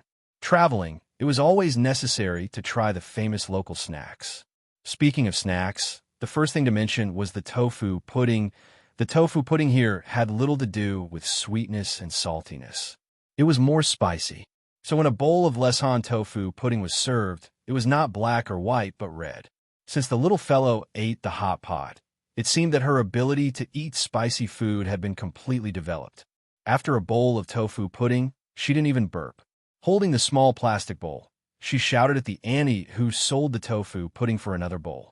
Seeing her cute appearance, the auntie immediately said to Chun-Shi happily, "You are such a good girl. You are blessed." Before Chun-Shi could reply, the little fellow smiled sweetly and said, "Thank you, Auntie." Looking at her, she was not shy at all, which made the auntie laugh loudly. Even the money for the second bowl of tofu pudding was waived. Well, they wanted to take her to steamed beef and spicy hot pot, but she was full only from the tofu pudding. The little fellow was easy to feed, and Chunshi was not interested in food, so he took her directly to Mauname. There was an old saying, the clouds were green, and the silhouette was beautiful. It was like a moth's eyebrows, thin and long, beautiful and gorgeous, so it was named Mauname. Chunshi used to be a hardcore fan of Mr. Jinyoung, so he had been looking forward to Mauname for a long time. From the Buddha to Mauname, it was only a distance of more than 40 kilometers. After arriving at Mauname, Chunshi checked the guide and found that it would take at least 11 hours to walk around Mauname, and the most beautiful scenery of Mauname was in Jinding, sunrise, sea of clouds, Buddha's light, and holy lamps. Unfortunately, the mountain was too big, so if he wanted to see the sunrise, he had to live on the mountain. There were many tourists here, so Chunshi naturally couldn't run as fast as he could, so he had to check all the hotels in Jinding, only to find that the rooms were already full. He had no choice but to look at the hotels at the foot of the mountain again and prepare to take the little fellow up the mountain tomorrow. Since he said that he would take the little fellow to be extravagant, Chunshi naturally would not be soft-hearted, so he quickly chose a luxurious hot spring villa that cost more than 5,000 yuan a night. In the villa area of the five-star hotel, there was a detached, small courtyard of more than 200 square meters. Walking into the courtyard, one could see the artificial hot spring in the courtyard. Although it was an artificial hot spring, it was exquisite and elegant. It looked antique and charming, which made Chunshi very satisfied. As soon as the little fellow stepped into the courtyard, she was immediately attracted by the hot spring. "Papa, I want to soak in a hot spring. Soak in a hot spring." She excitedly dragged Chunshi to the hot spring and couldn't wait to jump in immediately. "Good girl, go into the room and change your swimsuit first, and then you can go into the water, okay?" Chunshi pulled her and didn't let her run around. But the little fellow didn't listen. She dragged Chunshi's hand and fell down at a 45-degree angle, as if she wanted to drag Chunshi forward with her weight. "Good girl, don't make trouble. The hot spring water hasn't been heated yet. Change your clothes first." Seeing this, Chunshi had to pick up the little fellow and tickle her twice, which made her giggle. Finally, she stopped complaining about soaking in the hot spring. The night was beautiful, and the small courtyard was melodious. Although it was not the mid-autumn festival yet, a cold full moon had been hanging in the sky, sprinkling a silver light on the ground. The father and daughter changed into swimsuits. The little fellow was wearing a pink one-piece swimsuit, and she was wearing a small bath cap on her head, which looked very cute. She stretched out her feet to feel the water temperature and found that the temperature was a little high, so she could only slowly put her feet in the water, then her legs and waist. After getting used to it, the little fellow completely put herself in the hot spring with white steam rising. Only her small head was exposed, and her smiling face was blooming like a flower. She soaked for a while and seemed to get used to the temperature of the water, but suddenly stood up from the water. When Chunshi was wondering what she wanted to do, he saw that she began to scoop water with both hands and splashed it on herself again and again. Seeing this, Chunshi naturally did not want to be outdone and immediately scooped water to fight back. The father and daughter had a water fight in the hot spring. In the quiet courtyard like a paradise, the little fellow's giggles suddenly sounded. Chunshi was busy playing with the little fellow, so he didn't notice that his mobile phone in the bedroom suddenly vibrated. It was a WeChat message from Aunt Zhang. There were only 3 words.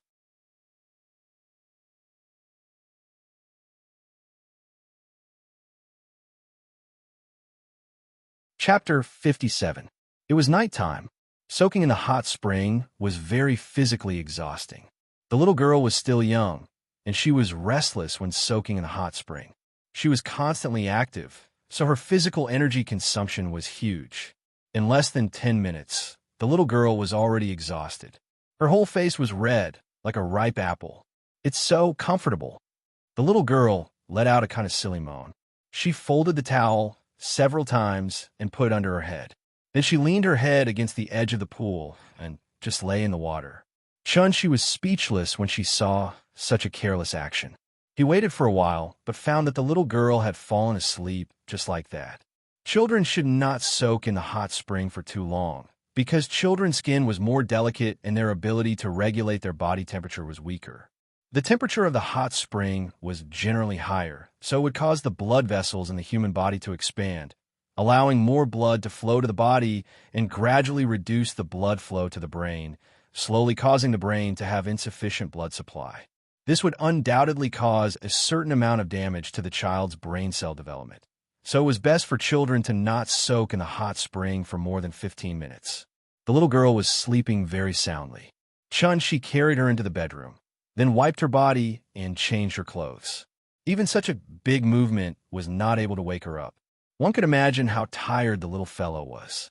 After covering the little girl with a quilt, Chun-Shi lay next to her.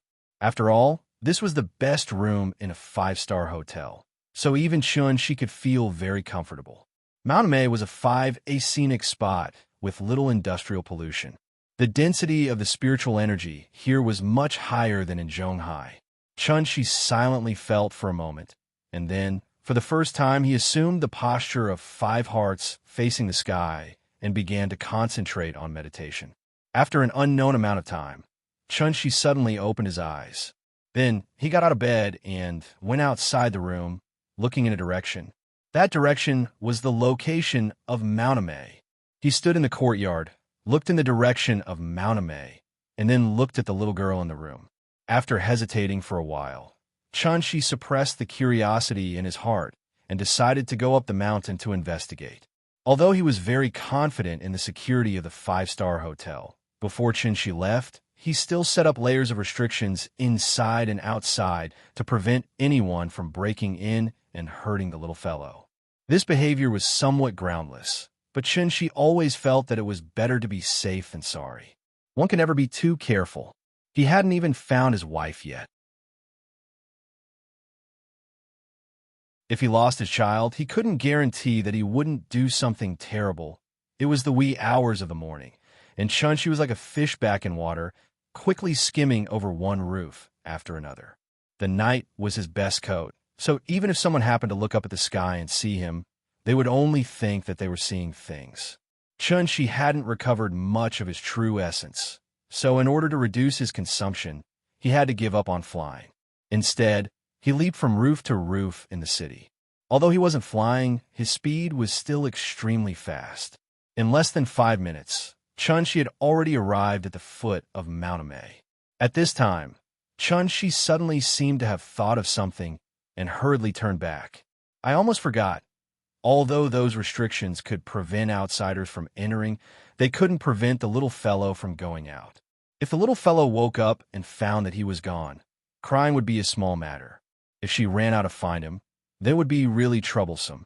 He didn't want it to be like the 3 of them fighting the white bone demon, where Sun Wukong drew a circle and the demon couldn't enter, but Tang Sanzang went out himself. Chun-Shi would never allow himself to make such a low-level mistake. Back in the room, Chun-Shi saw that the little fellow was still lying on the bed, and he couldn't help but feel relieved. Gently kissing the little fellow's face, Chun-Shi cast a meditation spell on the little fellow to prevent her from waking up prematurely. After that, Chun-Shi patched up the restrictions that prevented the little fellow from going out and finally rushed to Mauname with relief. The environment of Mauname was relatively humid, and the humid areas were known for long fogs, so it was easy for heavy fog to appear on Mauname in the morning and evening. Therefore, many tourists would pray that there wouldn't be heavy fog on Jinding the next morning, so that they could see the famous sunrise on Jinding. Chun-Shi ran along the sightseeing path. Because it was early in the morning, other than 2 or 3 cars of the scenic area's staff, he didn't meet anyone else along the way. After running for about half an hour, Chun-Shi came to a place called the Elephant Washing Pool. This place belonged to the high mountain area, and the urban area was only 420 meters above sea level, but the altitude here had reached 2070 meters. Here, white clouds were faintly discernible, and ancient trees towered into the sky. Chun-Shi stood on a stone path, and next to him was a cliff. Borrowing the silver light of the clear autumn moon, he lowered his head and looked at the cliff that was like an abyss. Then he suddenly climbed over the fence and jumped down from the cliff. It took half an hour to come up, but it only took a few minutes to go down. At the bottom of the cliff, there was a basin forest, and near the cliff, there were a lot of rubbish thrown by tourists.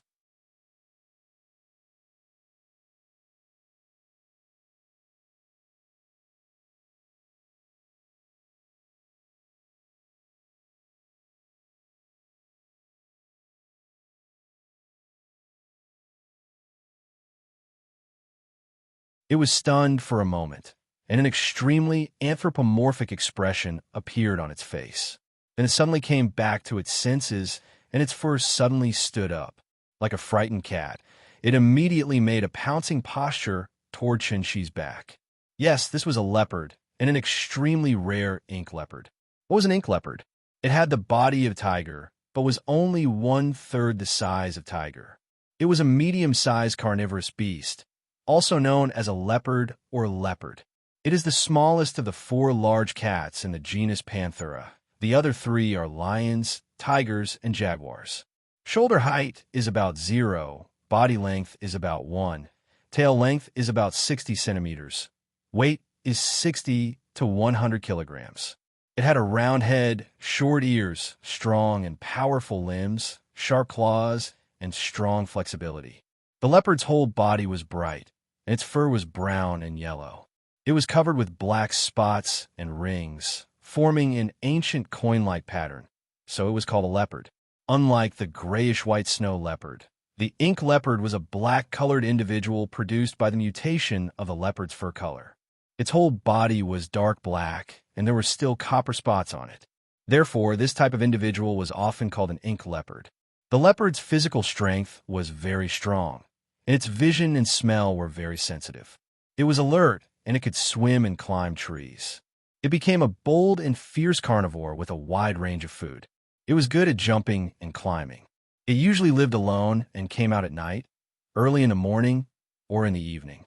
It often wandered back and forth in the forest. Its nature was fierce, but it usually did not hurt people. Leopards were different from lions and tigers. Their biggest difference, other than their size, was their roar. The roar of lions and tigers was really roar, but the roar of leopards was meow. There are 2 major types of cats, called mimi cats and roaring cats in foreign countries. Tigers and lions could roar, and were called roaring cats. Cheetahs were classified as mimi cats and could not roar loudly. The reason for this difference was that the structure of the hyoid bone in their throats was different. However, this difference was not enough to separate them into 2 families, so they were all classified as large cats. Of course, unlike the clear sound of a cat, a leopard's roar would have a hint of hoarseness. Leopards and cats were the same.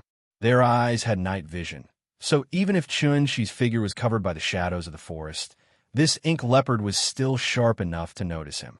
As an intelligent wild beast, the ink leopard's intelligence was not inferior to that of a human's.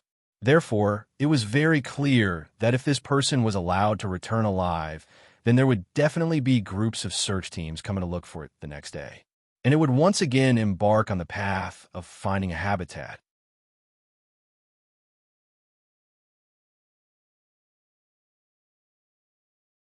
Hearing this, the ink leopard immediately raised its head and nodded in a very human-like manner. Then it let out a meow. Interesting, Chun-Shi suddenly laughed and asked, "Can you become smaller?" The ink leopard tilted its head, as if it did not understand what Chun-Shi meant. However, it seemed to be afraid that Chun-Shi would not want it, so it quickly let out another meow, and at the same time, used its front paws to scratch the ground a few times. Seeing this, Chun-Shi squatted down and then put his hand on its head. Just nice. Ninya needs a partner. This great wilderness physical exercise technique is a bargain for you. Thank you, Ning Xiaojia, for the 10,000 reward. I have a hug Ning Xiaojia's long legs tightly. You're tuning in to the Romance Rendezvous YouTube channel. We're so grateful for your support and don't forget to subscribe to join us on this incredible journey through captivating stories. Your generosity through donations truly makes a world of difference, as it's the primary source of revenue that allows me to expand and enhance this channel for you. Thank you from the bottom of my heart for being a part of this adventure.